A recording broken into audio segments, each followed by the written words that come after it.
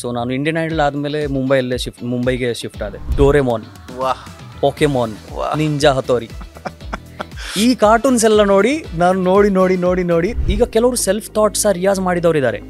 For example ನನ್ನ ಕೋ contestant ಸಾಯಿಲಿ ಎಲ್ಲ ಇದಾರಲ್ವಾ, ಅವ್ರು ಎಲ್ಲಿದ್ದಾರೆ? ಎಲ್ಲರೂ ಮುಂಬೈಲ್ಲೇ ಇದ್ದಾರೆ, ಎಲ್ಲರೂ ಸಿಗ್ತಾ ಇರ್ತಾರೆ. 8 ವರ್ಷದಿಂದ ಆಡಿಷನ್ಸ್ ಕೊಡ್ತಾ ಇರೋ ಜನರು ಇದ್ರು. ಅವರು 9th ಟೈಮ್ ಸೆಲೆಕ್ಟ್ ಆಗಿದ್ದಾರೆ. ಮೂಗಾಚಿ ಅಪರೂಪ್ ಘಡಿ ಬೋಸೋನ್ ಹಂಗಡಾಸ್ ಕಾಡಿ. 5 ವರ್ಷ ಮೊದಲು ಹೀಗೆ ಈ ರೆಸ್ಟೋರೆಂಟ್ಸ್ ಚೈನೀಸ್ ಇದ್ದು ಏನು ಇದೆಲ್ಲ ಇರುತ್ತೆ ಏನು ನೀವು ಮೊದಲೇ ಹೋಗ್ತಾ ಇದ್ದೀರಿ.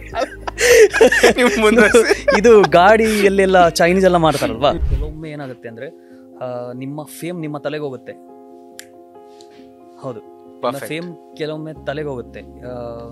ನೀವು ಒಂದು ವರ್ಷ ಸಿಗ್ತೀರಾ, ಫೇಮ್ ಬಂದ ಮೇಲೆ ಇನ್ನೊಂದು ವರ್ಷ ಸಿಗುವಾಗ ಮನುಷ್ಯ ಯಾರಂತಾನೆ ಗೊತ್ತಿರೋದಿಲ್ಲ ನಿಮಗೆ. ಹಲೋ, ನಮಸ್ಕಾರ ವೀಕ್ಷಕರೇ, ವಾರ್ತಾ ಭಾರತಿಯಲ್ಲಿ ನಿಮಗೆ ಸ್ವಾಗತ. ನಾನು ಅವಿನಾಶ್. ಈ ವರ್ಷದ ಮೊದಲ ಪಾಡ್ಕಾಸ್ಟ್ ವಿಡಿಯೋ ಇದಾಗಿದೆ. ನಾವು ಇವತ್ತು ಕೂತು ಮಾತನಾಡ್ತಾ ಇರೋದು ಸುಪ್ರಸಿದ್ಧ, ಹೆಸರಾಂತ ಮತ್ತು ಈ ದೇಶದ ಪ್ರತಿಷ್ಠಿತ ಸಂಗೀತ ರಿಯಾಲಿಟಿ ಶೋಗಳಲ್ಲಿ ಒಂದಾದಂತಹ ಇಂಡಿಯನ್ ಐಡಲ್ನಲ್ಲಿ ಫೈನಲ್ಸ್ ತಲುಪಿದಂತಹ ಮೊದಲ ಕನ್ನಡಿಗ ನಿಹಾಲ್ ತೌರ ಅವ್ರ ಜೊತೆ. ಹಾಯ್, ನಮಸ್ಕಾರ ಅಣ್ಣ. Thank you so much for having me. ಎಲ್ರಿಗೂ ನಮಸ್ಕಾರ. Thank you Nihal, thank you for your time. ತುಂಬ ಖುಷಿ ಆಯಿತು ನೀವು ಟೈಮ್ ಕೊಟ್ಟಿದ್ದು. ಅಂದರೆ 1 ವರ್ಷದಿಂದ ಆ್ಯಕ್ಚುಲಿ ನಾವು ನಿಮ್ಮ ಬೆನ್ನ ಹಿಂದೆ ಬಿದ್ದಿದ್ವಿ, ನಿಮ್ಗೆ ಗೊತ್ತಿಲ್ಲ ಅದು. ಇಲ್ಲ ಅಂದರೆ ಸ್ವಲ್ಪ ನಾನು ಈ ಸೈಡ್ ಸ್ವಲ್ಪ ಬರೋದು ತುಂಬ ಕಮ್ಮಿ. ಅಂದರೆ ಈ ಸೈಡ್ ನಾನು ಈ ಸರ್ತಿ ಸಹ ನಾನು ಒಂದು ಶೋಕ್ ಬಂದಿದ್ದೆ. ಸೊ ಮೊದಲೇ ಹೋಗ್ಲಿಕ್ಕಿದ್ದೆ, ನಾನು ನೆಕ್ಸ್ಟ್ ದಿನ ಹೋಗ್ಲಿಕ್ಕಿದ್ದೆ. ಸೊ ಥ್ಯಾಂಕ್ ಗಾಡ್ ನಾನು ನಿಂತೆ, ಈ ಅವಕಾಶ ಸಿಕ್ಕಿದ್ದು ನನಗೆ ನಿಮ್ಮ ಜೊತೆ ಪಾಡ್ಕಾಸ್ಟ್ ಅಲ್ಲಿ. ಇದು ಬೈ ದ ವೇ ನನ್ನ ಫಸ್ಟ್ ಪಾಡ್ಕಾಸ್ಟ್. ನಾನು ಇಲ್ಲಿ ತನಕ ಪಾಡ್ಕಾಸ್ಟ್ ಅಲ್ಲಿ ಅಂದರೆ ಬಂದೇ ಇಲ್ಲ ಇಲ್ಲಿ ತನಕ. ಸೊ ಹಾಗಾದ್ರೆ ನಮಗೂ ಕೂಡ ಇದು ತುಂಬಾ ಒಂದು ಇಂಟ್ರೆಸ್ಟಿಂಗ್ ಆಗಿರ್ತದೆ. ಈ ವರ್ಷದ ಫಸ್ಟ್ ಪಾಡ್ಕಾಸ್ಟ್ ವಿಡಿಯೋ ಇದಾಗಿದೆ. ಹೌದು, I am so glad. So it is equal. ನಮ್ದು ಫಸ್ಟ್, ನಿಮ್ದು ಫಸ್ಟ್. ನಮಗೆ ಅದು ಸರ್ ನಂಗೆ ತುಂಬಾ ನೆನಪಿದೆ. ನಾವು ಲಾಸ್ಟ್ ಟೈಮ್ ಇಂಟರ್ವ್ಯೂ ಮಾಡಿದ್ರಿ ನೀವು. ನಾನು ಇಂಟರ್ವ್ಯೂ ಅದು ಎಲ್ಲ ಅಂದ್ರೆ ನನ್ನ ರಿಲೇಟಿವ್ಸ್, ನನ್ನ ಫ್ರೆಂಡ್ಸ್ ಎಲ್ಲ ನನಗೆ ಅದರದ್ದು ಲಿಂಕ್ಸ್ ಎಲ್ಲ ಕಳಿಸ್ತಿದ್ರು. ಎಲ್ಲಿ ನೋಡಿದ್ರೆ ಸಹ ಅದೇ ಕಾಣ್ತಿತ್ತು ನನಗೆ ಒಂದು ಪಾಯಿಂಟ್ ಅಲ್ಲಿ. ಅದೇನಾಗಿತ್ತು, ನೀವು ಬಾಂಬೆಯಿಂದ ಇಂಡಿಯನ್ ಐಡಲ್ ಮುಗಿಸಿ ವಾಪಸ್ ಬಂದಾಗ that was the first interview. Correct. ನಂಗೆ ನೆನಪಿದೆ ಅಲ್ವಾ? ಹೇಗಾಯ್ತು ಕ್ರಿಸ್ಮಸ್ ಎಲ್ಲ? ತುಂಬಾ ಒಳ್ಳೆ. ಎಲ್ಲಿ ಊರಲ್ಲಿದ್ರಿಯಾ? ಇಲ್ಲ, ನಾನು ಕ್ರಿಸ್ಮಸ್ ನಾನು ಮುಂಬೈಯಲ್ಲಿ ಇದ್ದೆ. ಅಂದ್ರೆ ನನ್ನ ರಿಲೇಟಿವ್ಸ್ ಇದ್ದಾರೆ, ನನ್ನ ಆಂಟಿ ಎಲ್ಲ ಮುಂಬೈಯಲ್ಲಿ ಇದ್ದಾರೆ. ಸೊ ನಾನು ಅಲ್ಲೇ ಕ್ರಿಸ್ಮಸ್ ಆಯ್ತು ನಂದು. ಈ ಸರ್ತಿ ಇಲ್ಲಿ ಆಗ್ಲಿಲ್ಲ. ಹೌದು, ಅಂದ್ರೆ ಮೊದಲು ಸಹ ಆಗ್ಲಿಲ್ಲ. ತುಂಬಾ ಟೈಮ್ ಆಯ್ತು ಈ ಸೈಡ್ ಆಗದೆ. ಅಲ್ಲೇ ಆಗ್ತಾ ಇದೆ ಈಗ. ಡಿಸೆಂಬರ್ 28ಗೆ ನಿಮ್ದು ಶಿರ್ವಾ ಚರ್ಚ್ ಗ್ರೌಂಡ್ಸ್ ಅಲ್ಲಿ ಒಂದು ದೊಡ್ಡ ಕಾನ್ಸರ್ಟ್ ಇತ್ತು. ಕರೆಕ್ಟ್. ಅಂದ್ರೆ ಒಂದು ಟಿಕೆಟೆಡ್ ಶೋ ಇತ್ತು ಅದು. ಅಂದ್ರೆ ಹೌದು, ನಾವು ತುಂಬ ಒಳ್ಳೇದಾಯಿತು. ತುಂಬ ಸಿಕ್ಕಾಪಟ್ಟೆ ಒಳ್ಳೆ ರೆಸ್ಪಾನ್ಸ್ ನಮ್ಮ ಕ್ರೌಡಿಂದ. ಅಂದರೆ ತುಂಬ ಒಳ್ಳೇದಾಯಿತು. ಇನ್ ಶಾರ್ಟ್ ನಾನು ಅದರದ್ದೇ ನೆಕ್ಸ್ಟ್ ದಿನ ನಾನು ಹೋಗ್ಲಿಕ್ಕಿದ್ದೆ. ಸೊ ನನ್ನ ಟ್ರೂಪ್ ಎಲ್ಲ ಅಲ್ಲಿಂದನೇ ಬಂದಿದ್ರು. ಸೊ ನಮ್ಮ ಮ್ಯೂಸಿಷಿಯನ್ಸ್ ಎಲ್ಲ, ನಮ್ಮ ಮ್ಯಾನೇಜ್ಮೆಂಟ್ ಎಲ್ಲ ಅಲ್ಲಿಂದನೇ ಇಲ್ಲಿ ಬಂದಿದ್ರು. ಅವ್ರಿಗೆ ತುಂಬ ಖುಷಿ ಆಯಿತು. ಅವ್ರು ಸಹ ಎಕ್ಸ್ಪೆಕ್ಟ್ ಮಾಡಿಲ್ಲ. ಅಂದರೆ ಅವರು ಮ್ಯಾಂಗ್ಳೂರಲ್ಲಿ ಬರ್ತಾರೆ, ಆದರೆ ಇಷ್ಟು ಒಳ್ಳೆ ಮಾಡಿ ಅವರು ನಿಂತದ್ದು ಫಸ್ಟ್ ಟೈಮ್ ಅಂತೆ ಮ್ಯಾಂಗ್ಳೂರಲ್ಲಿ. ಸೊ ಅವ್ರಿಗೆ ಸಹ ತುಂಬ ಖುಷಿ ಆಯಿತು, ಎಲ್ರಿಗೂ ತುಂಬ ಖುಷಿ ಆಯಿತು. ಆ್ಯಕ್ಚುಲಿ ವೀಕ್ಷಕರೇ, ನಿಹಾಲ್ ಅವರ ಪರಿಚಯ ನನಗಂತೂ ಕನಿಷ್ಠ ಒಂದು 4+2+2 8 ವರ್ಷಗಳ ಹಿಂದೆ. ಅವ್ರು ಮಚ್ ಬಿಫೋರ್ ಅವ್ರು ಇಂಡಿಯನ್ ಮಚ್ ಬಿಫೋರ್ ಅವರು ಇಂಡಿಯನ್ ಐಡಲ್ ಬರೋದಕ್ಕಿಂತ ಎಷ್ಟೋ ಮುಂಚೆ. ನನಗೆ ಒಂದು ಸಣ್ಣ ಒಂದು ಘಟನೆ ಹೇಳಿ ನಾನು ಅವ್ರ ಜೊತೆ ಮಾತನ್ನು ಸ್ಟಾರ್ಟ್ ಮಾಡ್ತೇನೆ. ಒಂದು 2017-18 ಇರಬೇಕು. ಒಂದು ಕಾರ್ಯಕ್ರಮದಲ್ಲಿ ಅವರಿದ್ದರು. ಆಗ ನಾನು ಆ ಕಾರ್ಯಕ್ರಮದ ನಿರೂಪಕನಾಗಿದ್ದೆ. ನಾನು ಫಸ್ಟ್ ಟೈಮ್ ಅವ್ರನ್ನ ನೋಡ್ತಿರೋದು. ಅವರ ಹಾಡುಗಾರಿಕೆಯನ್ನು ಕೇಳಿ ತುಂಬ ಖುಷಿಯಾಗಿ ನೆಕ್ಸ್ಟ್ ನಂದೊಂದು ಪ್ರೋಗ್ರಾಮಿಗೆ ಅವ್ರಿಗೊಂದು ಫೋನ್ ಮಾಡ್ತೇನೆ ನಾನು, ನಂದು ಪ್ರೋಗ್ರಾಮ್ ಇದೆ ಬರ್ಬೋದಾ ಅಂತ. ಆಗ ಇವ್ರು ಹೇಳ್ತಾರೆ, ಇಲ್ಲ ಅಣ್ಣ, ನನ್ನ ಅಪ್ಪ ಬಿಡು. ಸರ್ ನೋಡಿ, ಅದು ಮೋಸ್ಟ್ಲಿ ನನ್ನ ಪ್ರಕಾರ 100% ಅದು ನನ್ನ ಎಕ್ಸಾಮ್ ಇದ್ದು ಟೈಮ್. ಮೊದಲೇ ನಾನು ಸೂಪರ್ ಜೀನಿಯಸ್, ನಾನು ಕಂಟಿನ್ಯೂ ಮಾಡಲಿಲ್ಲ. ನೆಕ್ಸ್ಟ್ ನೀವು ಹೇಳಿದ್ದು ಏನಂತಂದ್ರೆ, ನಾನು ಸೆಕೆಂಡ್ PUC, ಅಪ್ಪ ನನಗೆ ಬಿಡುವುದಿಲ್ಲ. ಅಯ್ಯೋ ಅಪ್ಪ ನನಗೆ ಬಿಡುದಿಲ್ಲ ಅಂತ ಹೇಳಿದ. ಅಲ್ಲಿಂದ ಇಲ್ಲಿ ತನಕದ ಇವರ ಜರ್ನಿ ಇದೆಯಲ್ಲ, ಒಂದ್ಸಲ ಮೆಲುಕು ಹಾಕಿದ್ರೆ ಅನ್ಸಿ ಬಿಡ್ತದೆ. ನೋಡಿ ಇವತ್ತು ಅವ್ರು ಯಾವ ತರ ಮಾತಾಡ್ತಿದ್ದಾರೆ ಅಂತಂದ್ರೆ, ಮ್ಯಾನೇಜ್ಮೆಂಟ್ ಮತ್ತೆ ಮ್ಯೂಸಿಷಿಯನ್ಸ್ ಮತ್ತೆ ಅದು ಇದು ಅಂತೆಲ್ಲ ಮಾತಾಡ್ತಿದ್ದಾರೆ. ಸೊ ಒಬ್ಬ ವ್ಯಕ್ತಿಯ ಬೆಳವಣಿಗೆ ನೋಡಿ, ಒಂದು 5-8 ವರ್ಷದಲ್ಲಿ ಜೀವನದಲ್ಲಿ ಯಾವ ತರ ಆಗಿಬಿಡ್ತು ಅಂತ. Anyway Nihal, so proud of you. Thank you so much. ಮತ್ತೆ ಆಸ್ ನಾನು ನಿಮ್ಮ ಒಬ್ಬ ಆಂಕರ್ ಅನ್ನೋದಕ್ಕಿಂತ ಒಂದು ಫ್ಯಾನ್ ಬಾಯ್ ಮೂಮೆಂಟ್ ಆಕ್ಚುಲಿ ನನಗೆ. ಅಲ್ಲ ನಿಜಕ್ಕೂ ನನಗೆ ನೋಡಿ, ನಂಗೆ ನಿಮ್ಮ ಮುಖಸ್ತುತಿ ಮಾಡಿ ನನಗೇನಾಗಬೇಕಾಗಿಲ್ಲ, ಬಟ್ ನಿಜಕ್ಕೂ ನಿಮ್ಮ ತಂದೆಯವ್ರ ಹತ್ರ ಕೇಳಿ, ಯಾವತ್ತು ನಿಹಾಲ್ ಬಗ್ಗೆ ನಾವು ಮಾತಾಡ್ತೇವೆ 100%. ಅವ್ರು ಯಾವಾಗಲೂ ನಾನು ಈ ಸೈಡ್ ಬರುವಾಗ, ಅಂದರೆ ನಾನು ಮನೆಗೆ ಬರುವಾಗ ಅವ್ರು ಹೇಳ್ತಾ ಇರ್ತಾರೆ, ನಿಮ್ಗೆ ಇಂಟರ್ವ್ಯೂ ಕೊಡ್ಲಿಕ್ಕಿದೆ, ನಿಮಗೆ ಅದು ಟೈಮ್ ಅದು ಹೇಳು ಅದೆಲ್ಲ. ಆದರೆ ನಾವು ಒಂದೇ ದಿನ ಇರೋದ್ರಿಂದ ನಮಗೆ ಕೊಡ್ಲಿಕ್ಕೆ ಆಗಲಿಲ್ಲ. ಅಂದರೆ ನಾವು ಇದು ಎಂತ ನಾವು ನಮಗೆ ಸಿಗ್ಲಿಕ್ಕೆ ಆಗಲಿಲ್ಲ. ಐ ಮೀನ್ ಹೌದು, ಇಲ್ದಿದ್ರೆ ಮೊದಲೇ ಆಗ್ತಿತ್ತು. ಆದರೆ ಒಳ್ಳೇದಾಯ್ತು, ಫಸ್ಟ್ ಪಾಡ್ಕಾಸ್ಟ್ ಈ ವರ್ಷದ್ದು. Everything happens for reason and the reason is good. ಅರೆ 100%. ಮತ್ತೆ ನಾವು ಮೊದಲಿಂದ ಅಂದರೆ ಈಗ ನೀವು ಪರ್ಟಿಕ್ಯುಲರ್ಲಿ ಇಂಡಿಯನ್ ಐಡಲ್ ಇದು ಹೇಳ್ತಾ ಇದ್ದೀರಾ. ನಾನು ರಿಯಾಲಿಟಿ ಶೋ ಅಂದರೆ ಏನು, ಈವನ್ ನಮ್ಮ local reality shows, national reality show, ನಾನು ರಿಯಾಲಿಟಿ ಶೋ ಬರೋಗಿಂತ ಮೊದಲು ನಾವು ಸಿಕ್ಕಿದ್ವಿ. ಅಂದರೆ ಅದು ನಮ್ಮದು ಕೆಲವು ಈ ಸೈಡ್ ಸ್ಟೇಜ್ ಶೋಸ್ ಎಲ್ಲ ಆಗ್ತಿತ್ತು, ಉಡುಪಿ ಆಚೆ ಎಲ್ಲ. ಸೊ ಆಗ್ಲಿಂದ ನಮ್ಗೆ ಪರಿಚಯ ಇದೆ. ನಿಜ. ಓಕೆ ನಿಹಾಲ್, ಈಗ ಹೇಗೆ ಬದಲಾಗಿದೆ ಲೈಫ್ ಇಂಡಿಯನ್ ಐಡಲ್ ನಂತರ? ಎಲ್ಲಿದ್ದೀರಿ ಈಗ, ಏನ್ ಮಾಡ್ಕೊಂಡಿದ್ದೀರಿ?